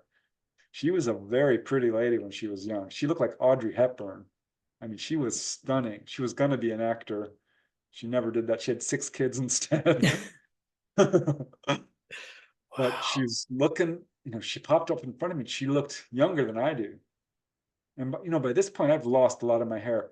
When I come out of body, my hair goes whoosh. I had really beautiful hair as a young man. Uh, and it all comes back. All my wrinkles go away. I worked out. I was Wow. a skinny little kid. So as a young man, I worked out and got real buff. And all my muscles, I mean, I look good when I'm out of body, just saying. Wow. And she looks so young. I'm like, Mom, oh my God, look at you. Because she looked, she had brown hair when she was a kid. Her hair was brown, not black, because I've always known her, or gray. She's smiling, and it was the best reunion ever. She grabs my hand. She manifests this car, actually, and sits me in it, because you can do this on the other side. You can manifest anything you want. She sat me down in the driver's seat, and off we went and popped through to the other side. The car disappears, and we're floating over this. I'll call it the heavenly realms, right? Because if you're religious, that's what it is. I'm not religious. They never took me to church. They took my 3 older brothers, and then they both rebelled, both parents. Like, we don't like religion. We're not taking the 3 younger kids to church. We're going to let them decide for themselves about spirituality. So I wasn't raised in any religion, but I know about it. And I've seen those checks with heaven, with the animals and the air sparkling little rainbow. It looked like that. It really did. The air was sparkling. Well, it's not really air there, but the atmosphere was sparkling. The grass was so green. You can't even, and the flowers, they were everything. I don't know how to describe this, but it's like going over the rainbow in Wizard of Oz. It's like high definition TV. I don't know if you've ever Wow. seen those billboards. They're just a flat, normal billboard, but there's some billboards that are lit up, and it's like a TV. That's kind of how it reminded me So I'm like, everything glows from within. The grass has its own light. The flowers have its own. The trees have their own light. Everything has its own light. Even you. Light is radiating out of you. My Wow. mom is just sparkling there, young and beautiful. We fly across this field. There's trees, grass, and we land next to a creek because she wanted to show me something. I'm like, okay. She's like, get in the water. This was all telepathic. She didn't use words, but I understood exactly what she was saying. I'm like, I'm not going into the water, Mom. And so she walks in. She's like, come on. I'm like, no, I'm not. Why would I don't want to get wet? Why? And so she bends down, takes some algae and throws it at me and hits me in the face. I'm like, okay, fine. And we have this water fight. I dive into this creek and it's wet. It's wet like normal, but it's soft and silky and smooth and different in a way that's hard to describe, but better than water even. Everything is like a higher level. I don't know how to describe it. Uh, but then you take your hand out and it's dry and you don't get dirty. She's like, see, isn't that cool? I'm like, that's real cool. That's amazing. So we splashed around for a while and she was just delighted to know that I was going to remember this, that I was awake, that I had met her halfway, and she was taking me on this tour of what we would call the heavenly realms. And this is where we all go when we die, because I've met people there over and over and over again. I've lost Wow. a dozen people over the years. And so she's like, you haven't seen nothing yet. Like, what? So come on, grab my hand. So I grab her hand and we pop through another level. There's different dimensions. Robert Monroe talked about this. He was out of body and he left his astral body into another higher body. And I think that's what happened, though it's kind of a misnomer because it's all connected. And you're not really leaving anything. It just feels like that. I've come to learn this. But at any rate, we went to this higher level and you pop through it because you hit this barrier. And the higher you go, it's kind of hard to get through some of them unless you're ready or skilled, or I don't know exactly, have that ability. But we popped through and it was this crystal realm that was basically all crystals. I don't know how else to describe it, but it was, crystal sand, crystal rocks, crystal pebbles, crystal boulders, crystal landscape, quartz crystal, rose quartz, really beautiful, glowing.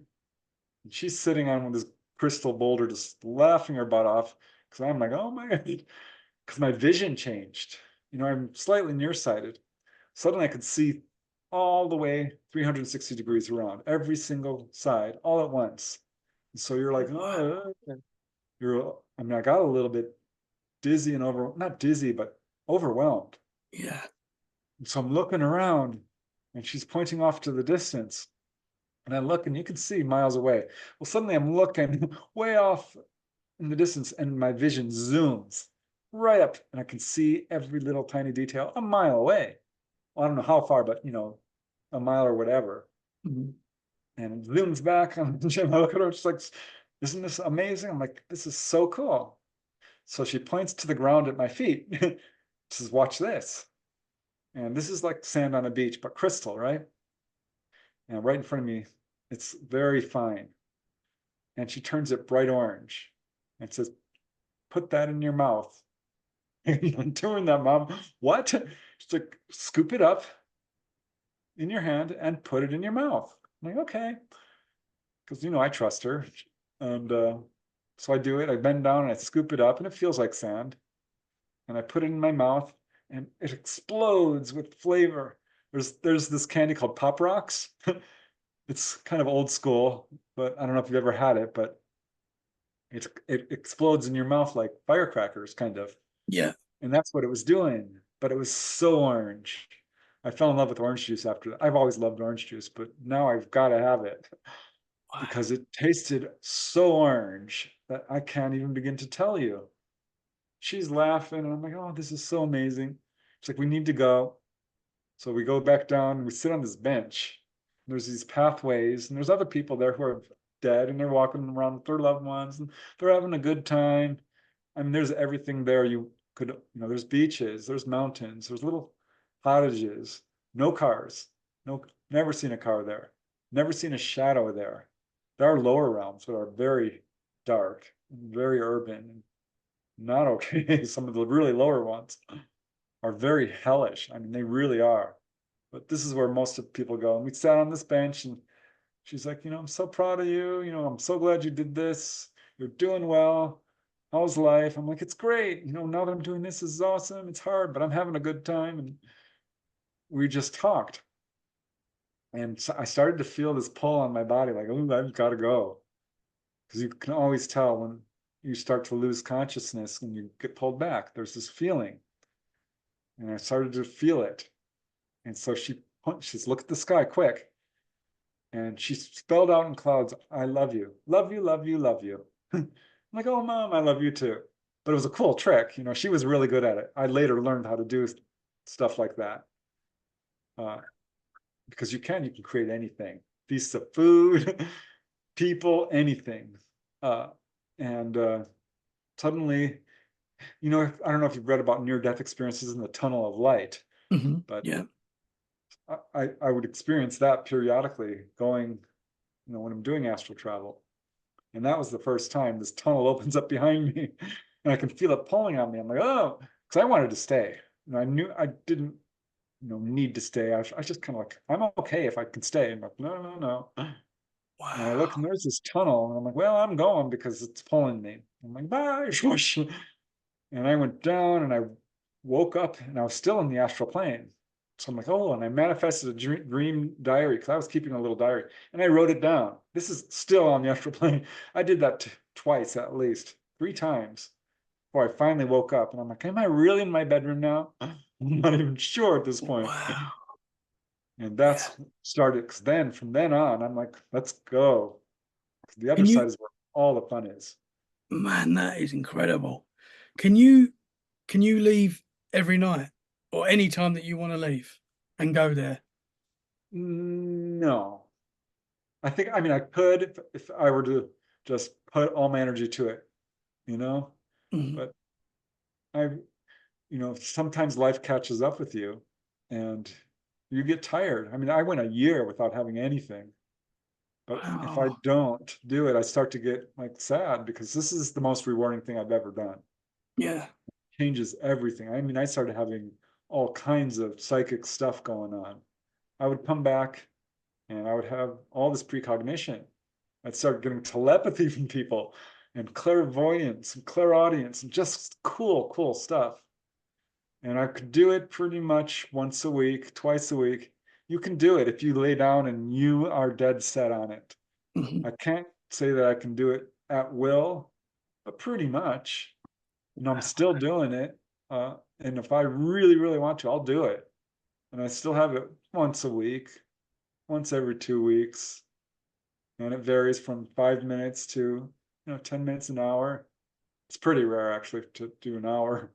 But boy, when I was starting out and got really good at it, I would do it all night sometimes. And it was hard Wow. to remember all of it. But man, oh man, flying over the LA freeways, going Yeah. around meeting people. I would meet people, my family on the other side, some of who had passed on and some who hadn't. It was crazy because we were all sleeping, right? And we're all going there, all of Yeah. us, at night. And I talked to my brothers and sisters who are still alive, and they're fully conscious, and they're aware they're on the other side, kind of. I'm be like, we're out of body. Do you realize that? And they're like, we are? I'm like, yeah, we don't live here. I'm like, we don't? I'm like, no, we live on Earth. Because there'd be times I'd be up there so long, I thought, I forgot about Earth. I Yeah. seriously would forget until suddenly I'm like, what's that pulling on me? What's going, whoosh, oh gosh, Mom did die. You know, Wow. this isn't where I live. Because I would Yeah. be up there thinking, well, this is where I live. Because What? it's, you come to awareness in stages. But yeah, we're all up there every night, fully conscious, but different. Because me and my mom would be looking at each other, and everyone else was around us, and we're talking, and we'd share this special glance, like, well, she knows I'm gonna remember, and I know she knows that I'm aware. But all Mhm. these, slobs, my brothers and sisters, that it bothered me because I couldn't get them to wake up, and they were calling me crazy, not in a mean way. We're a very close, loving family. Yeah. They're like, Yeah. Preston, you're off your rocker. I'm like, no, I'm not. So Sure. I'm like, no, I'm not. I'll teach you. so like the next day you would talk to them about this and they would have no recollection, but you would remember seeing them there, and Yep, that's none at wild. all. And I tried every technique. Finally, I got Christy. She's like, well, yeah, I do remember you came over to my house and we flew off. I'm like, well, that was it. That was me. Wow. And finally, finally, after years of doing this, I mentioned Dolly Saffron early in the interview. She's a contactee. Like, I'm Mhm. going to pop over to her house in Florida. I'm in California because you can go great distances in the snap of a finger, especially if you know the person. It's harder to travel to a location unless you know it or unless you're really good at it. And I have trouble because I'd be moseying along at 5 minutes. I'm like, well, 5 miles per hour. I'm like, I'm never going to get to another city at this rate. But I learned, you learned, right? So I learned to command, say, I go here now. I visit this person now. So I popped out of body. I'm like, what was I going to do? What was I going to? Because you always have to have a plan, or so you're going to fall right into a dream. And I go visit Dolly. I go right now. Because we have spirit guides who assist you. I'm like, let me do it. Let me do it. I never saw most of them. I never see my spirit guides. Got to be frustrated. I finally did, but I'm the kind of guy who's like, just let me do it by myself. So I think that's why. But either way, that's neither here nor there. So I pop, and suddenly it's just racing. I'm watching the landscape turn to this blur of color, and then snap, I'm coming down for a landing in this dark room. And there's one guy sitting in a lawn chair. I'm like, well, that's not Dolly. This is some guy. And I walk up to him, I'm like, hey, what's your name? He's like, my name is Norm. I think it was Henry, one of those, Henry or Norm. Uh, I wrote it down. He's sitting there, and I'm like, so where's Dolly? And he points to the door. And at that moment, Dolly walks through. Mind you, it's the middle of the night in Florida, right? So she's on the phone, I can see on the cell phone, and I can see light behind her. And she suddenly whirls. Her hair goes whoosh, and she looks straight in my eyes. I'm like, oh my gosh, I think she can see me. And she does. She sees me, and she says, I can't. What did she say? I can't talk now. I'm being robbed. I'm like, oh no, that's horrible. And strong emotion swept through me, and it pulled me back. And Wow. so I'm interviewing her for this book, right? She's had UFO experiences and all this paranormal stuff, including astral projection. Yeah. So she calls me the next day, and I'm sure she's going to say, guess what? I was robbed. Uh, and I saw you. And she doesn't. So I'm like, well, I'm clearly, crazy because I'm sure she saw me. But after a minute or two goes by, she's like, oh my gosh, you showed up last night.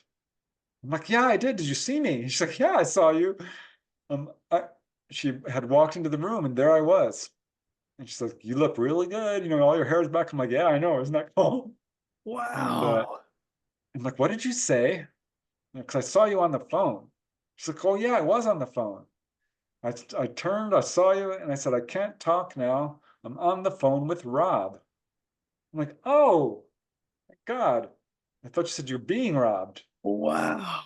I understood enough that it was, confirmation. Well, she saw me. Yeah, for sure. Oh, it's so cool. How And did she see you in like a spiritual form, or did she see you in like a full, like as if you were there full bodied? she saw me full bodied, but glowing with Oh, light and, different. I don't know if she saw me dressed or not. I'll have to ask her because, I sleep in my underwear, but sometimes I checked out my body. Sometimes I am just wearing underwear. yeah. Usually I'm all dressed up to go out of body. I don't know why. It just, So you you're picking how you want to be presented in the yeah. other side. One day somebody asked me, how, have you looked at your, so I did that. I popped out, well, I've got my clothes on. I stripped naked on a body. Just to tell you fully bluntly, I did. And I checked myself out. I'm like, yeah, I look good. It's all there. We're good. Wow. But yeah, it was like a week later, or less. I'm in bed in my room in Reseda, California, I'm like, what is going on? My room is filling with light. And I wake up and the room, it's filled with gold light. I'm like, oh my gosh, what is going on? And I turn towards the source of the light, and it's Dolly. She's out of body doing this full-on apparition, and I can see her. Because we're kind of the same level, I guess. Yeah. Well, I think she's actually better at it than me. She might deny that, but you Wow. know, but she's really good at it. I know she is because she tells me these stories. She took me on tours out of body, and we've been able to connect out of body on numerous occasions. So That is it's wild. So oh, cool. coolest thing ever. Yeah, man. I want to do it. I've taught other people how to do it. It's not hard. I put a little guide together. I send it out all the time. Email me. I'll send it to you. It's a 2-page guide. It's got everything you need to know on how to do this. And it works. I've had people email me back just recently. I did it. I had my first one. I Yeah. work with people, free of charge because it's not about money. It's about, this will change your life. Yeah. And people are like, this is scary. I'm like, leave the fear behind. That's a big obstacle. There's only 3 obstacles, 3 or 4 major obstacles, but fear is the big one. Laziness is another. People don't put forth the work. They Hmm. might read it and like, well, it didn't work. I'm like, well, did you meditate? Did you do the visualizations? Did you relax all your muscle groups for 20 minutes? Yeah. Did you do the affirmations and all? Because it does take effort. Yeah. And this was a And long another was, process for you as well. It yeah, took you over a year to really be able to do this, you say? yeah. Well, it took me a month and a half to have my first one. Not that Okay. long. Yeah. I would Wow. compare it to learning not even a language, a musical instrument. You want to learn how to play guitar, you start with 3 chords, E, C, and D. Hmm. And before you know it, you're playing a song. It takes you a month to just, get at all proficient with any musical instrument. Or, a computer game. You're bumbling around, you can't get past level 1 for a couple of weeks. And you realize how to do it. It's Yeah. just like that. It's like learning how to ride a bike. Yeah. When you're a little kid and you're like, oh, wobbly. Remember that? Yeah. Oh, for I sure, had man. training Yeah. wheels. I needed Yeah. training wheels. But I got it, and it took me a few tries. It's Hmm. just like that. It Yeah. really is. And that's a magic feeling when you first, I'm just going back to that memory, when you first go on your bike for the first time without the stabilizers. And yeah, Just like that, because on the bike, you're like, wow. And then you go fast and you're going down the hills and you're like, wow. And then you start taking jumps and doing all it's exactly like that because you yeah, have to build up your curve. I would go out of body and I would always fly around the telephone wires, right? Because they're an obstacle. And I'm like, well, I don't want to go through them. They're electric. But I read from some guys like you can go right through them. And so I finally did. And it freaked me out because I went, all this, I saw this light when I went through them. I'm like, well, that freaked me out. But wow, after with the little, you learn. I, yeah, I would sometimes go up a wall and I'd bounce right off of it. And because you're different densities, or I don't know exactly what's going on, but sometimes you can go through a wall, sometimes you can't, depending on your level of awareness. But I would always close my eyes when I go through a wall. I'm like, why am I doing that? I'm just doing it because I'm scared. So I came upon a brick wall. I'm like, I'm just gonna open my eyes and walk through it. And I did. It was so freaky because you can see all the red brick and the little particles, and you can do it through walls and see the insulation. You feel it. You can feel it all through your body. You man, can actually taste it. I mean, your senses are in full operation. It yeah, is so. And once I laid down in bed and I started feeling the vibrations, I'm like, what the heck? I just laid down. My eyes are open. I'm like, well, let's do this. Because I would always, be in a place where, sometimes I just wake up out of body, especially in the beginning. And then I just lay there and takes 10, 20 minutes before you suddenly feel a little vibrations and you pop out. Well, I laid down. I'm like, oh, it's happening. Keep your eyes open, keep your eyes open. And I did it. It was so freaky because I lifted out and I watched the room change from the normal night to when you pop out of body, everything has a little bit of an eerie glow to it. It's slightly luminescent. Uh, hard to describe, but your awareness is slightly different. Your vision improves. It's really cool. Wow. I started doing all these experiments that I read about in books, like learning about past lives, or rescuing lost souls, or visiting healing temples, or learning centers, or visiting an enlightened master. That was really cool. I mean, Wow. all this stuff you can do. Yeah. It's off the charts crazy. Yeah. It really is so worth it. I cannot recommend it enough. Can you, so you say your senses of, can you touch things and interact with things that are, so I'll say in the real world, but can you interact with things and stuff like that? Yes and no. It depends. You can feel stuff, but it's when you pop out of body and you're in what you perceive to be the physical plane, it's Hmm. sort of an astral duplicate. It's not the physical world as you think of it, even though it's Okay. an identical, pretty much, image of it. And you can feel it, but it's wispy. You can feel the wall. You can. But if you go to the other side and because the astral body is vibrating, I guess, at a different frequency than the physical body, right? And its natural habitat is not the third dimension, or you're in the fourth dimension. I'm, I don't know the words for it. Honestly, because everyone has their own terminology. The Hmm. Eastern cultures have it all labeled out with there's this many dimensions, and we call this the etheric plane, the astral plane, the causal plane, the mental plane, the Buddhic plane, and the Akashic plane. There's 7 of them, I think. The atmic plane. But I don't know where the hell I'm at.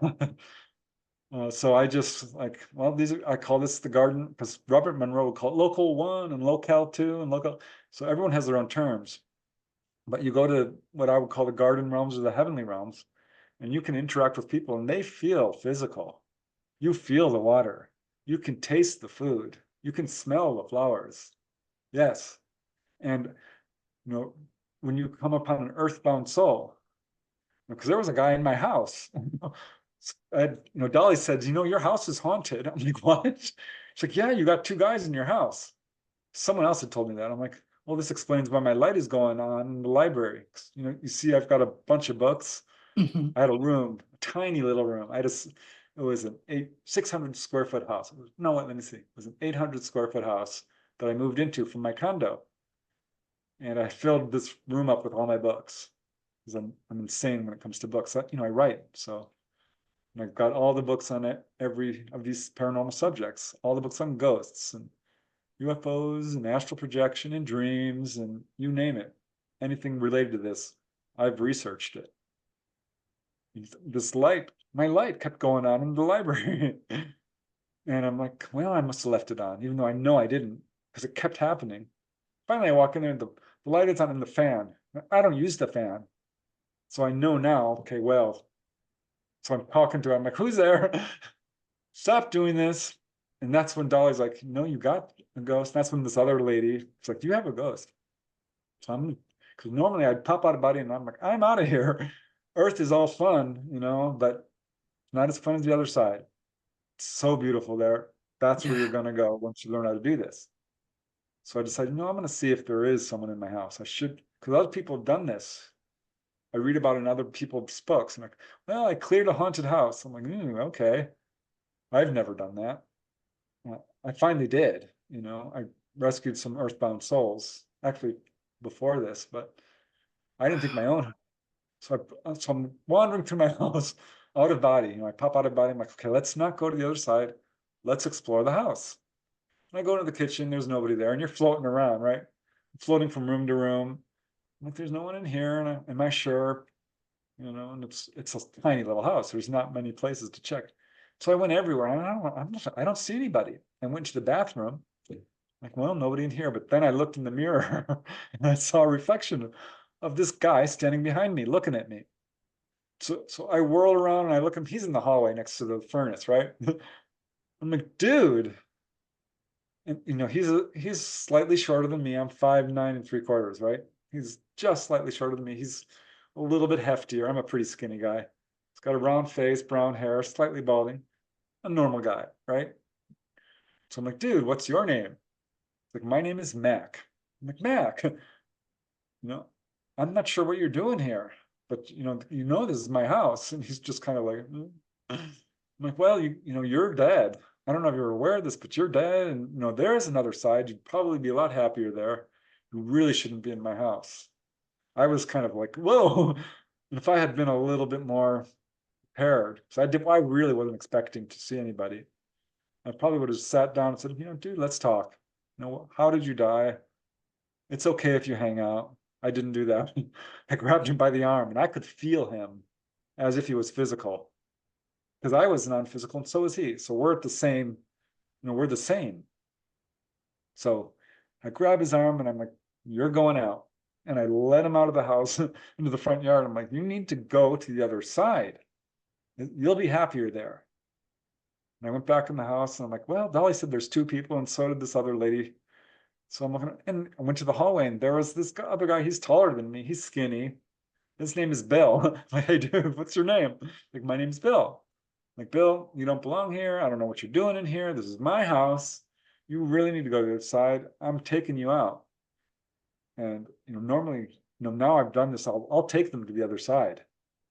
Physically, I will take them there. Because once you know where a place is, you can go there easily. But I wasn't prepared. I didn't know what I was doing.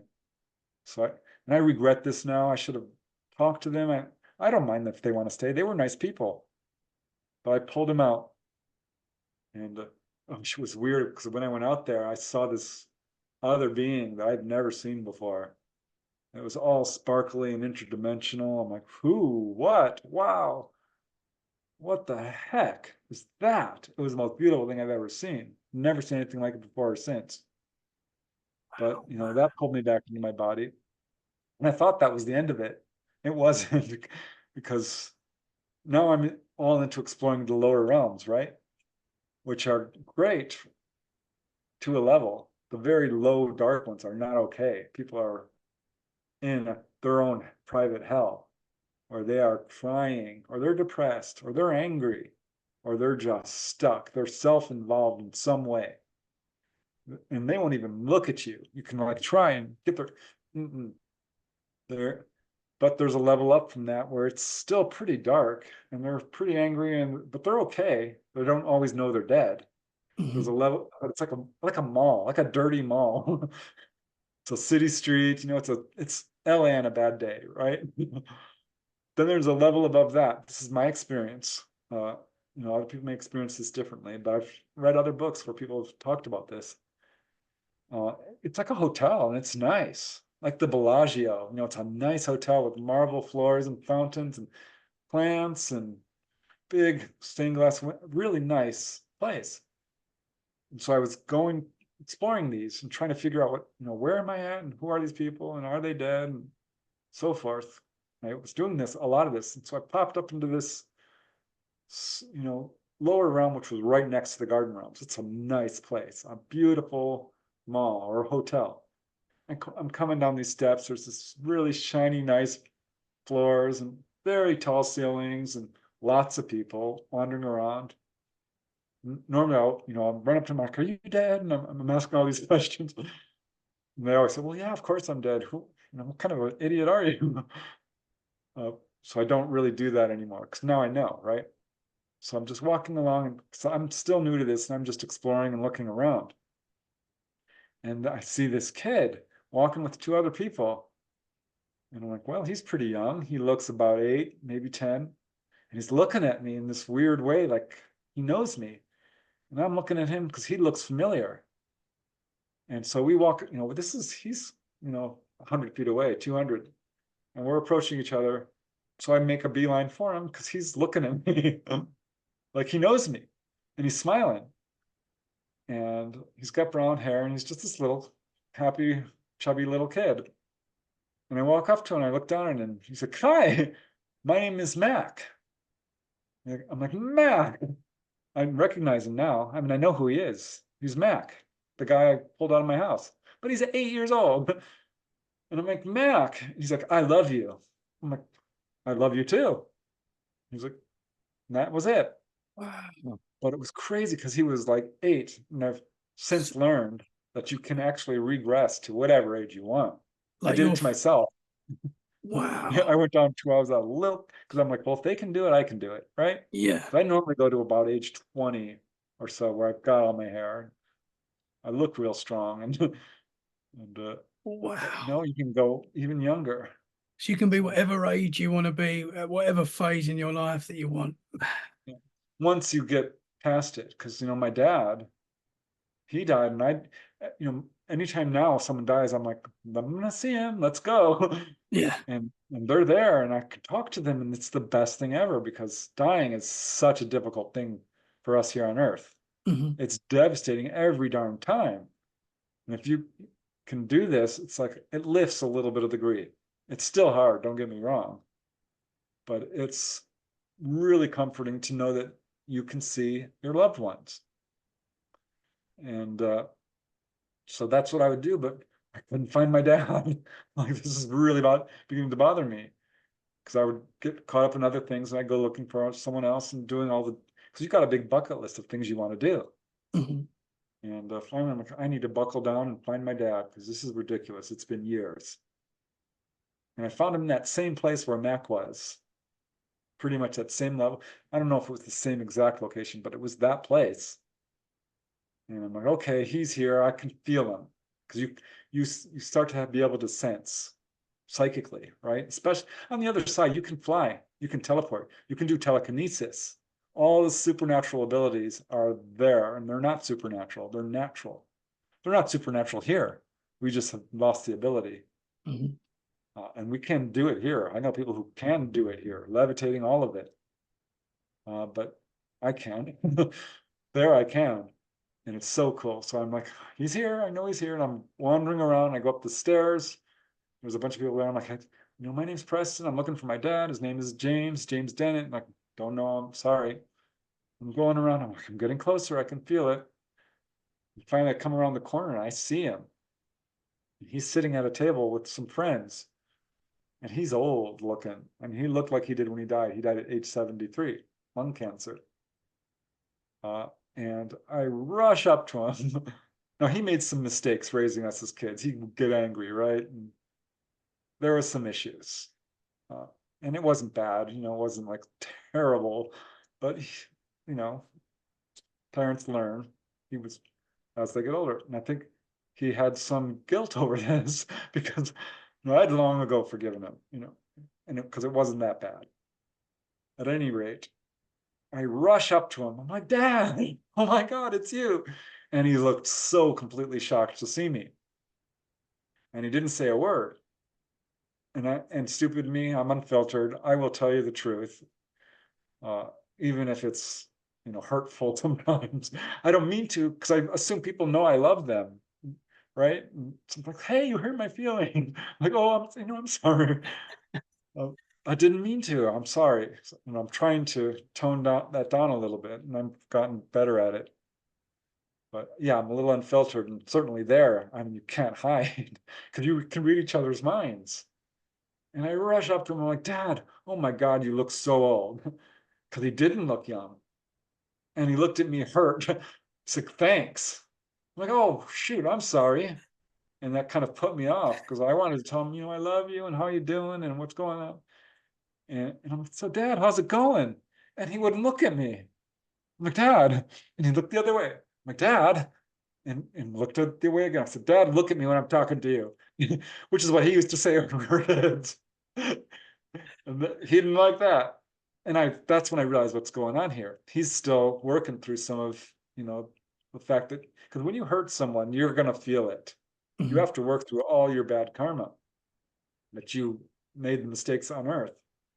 And I think he was still struggling a little bit with that. Well, I found out later he was. Yeah. So yeah, I saw him.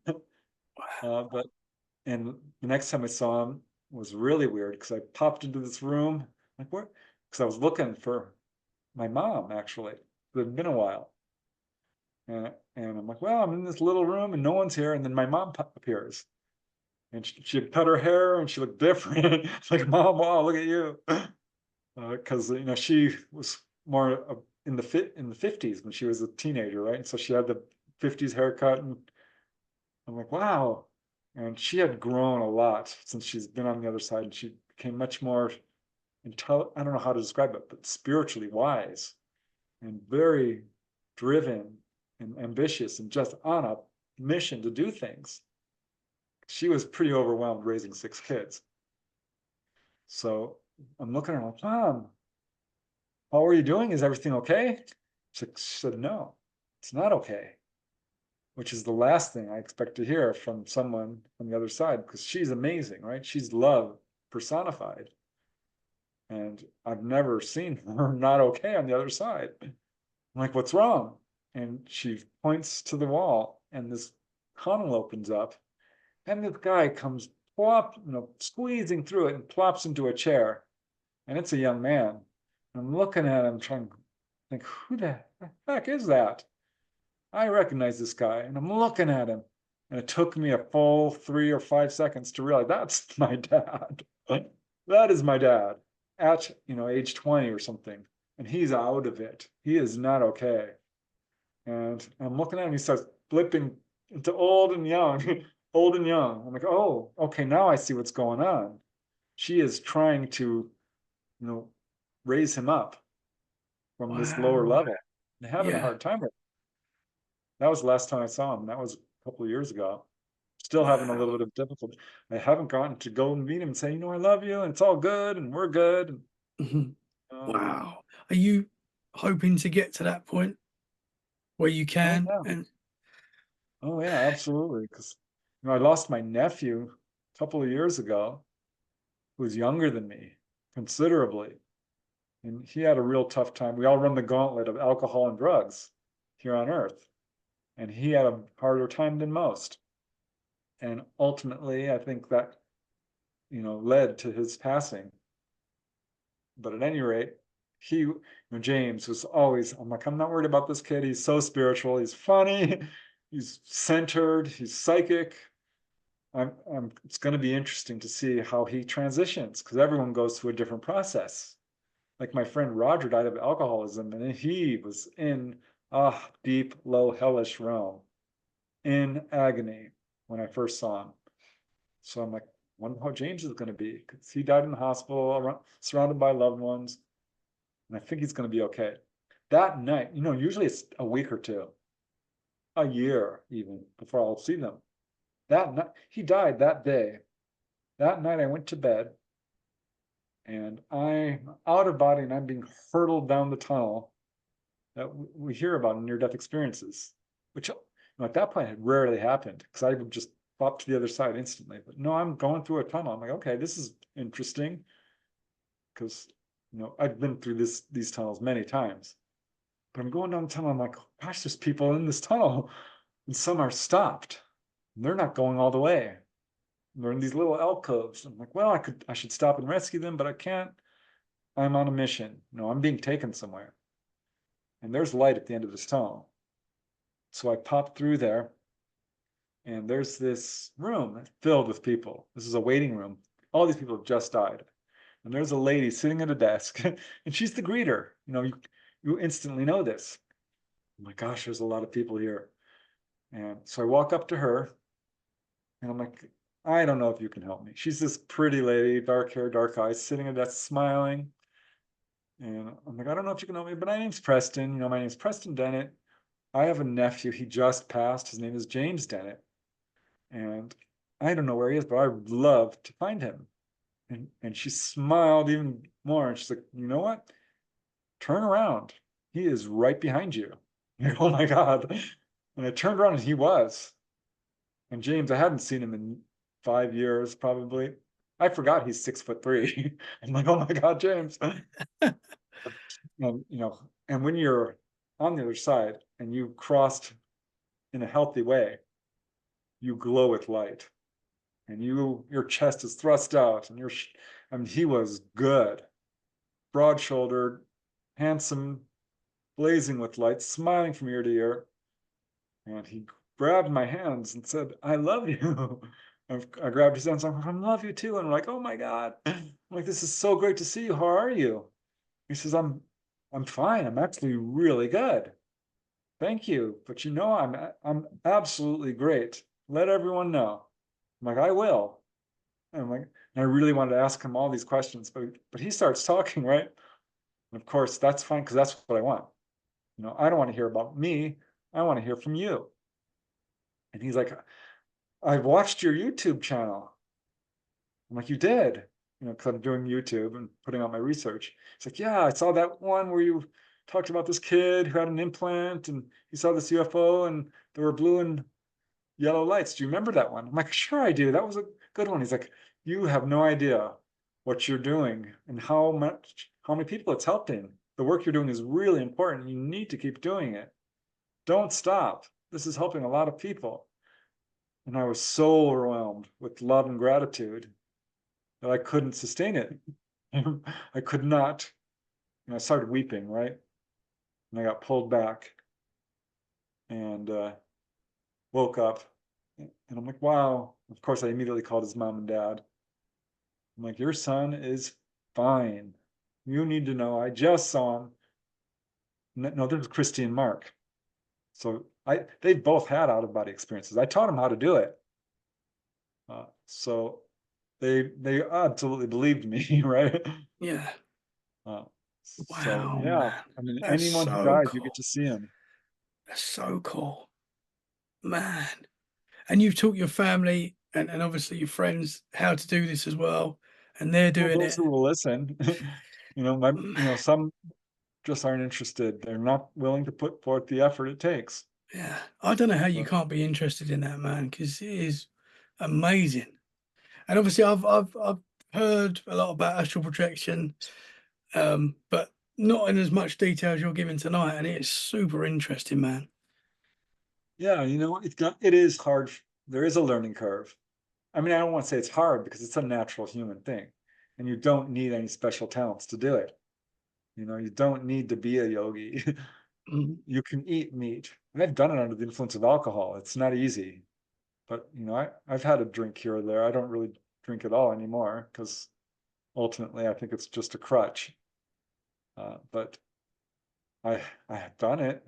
But no, all it really takes is about 20 minutes a day of meditation, especially right before bed, really intending to do it, doing the exercises, which again are physically relaxing, mentally relaxing. And then you just do these visualizations. Anything that involves movement will do it.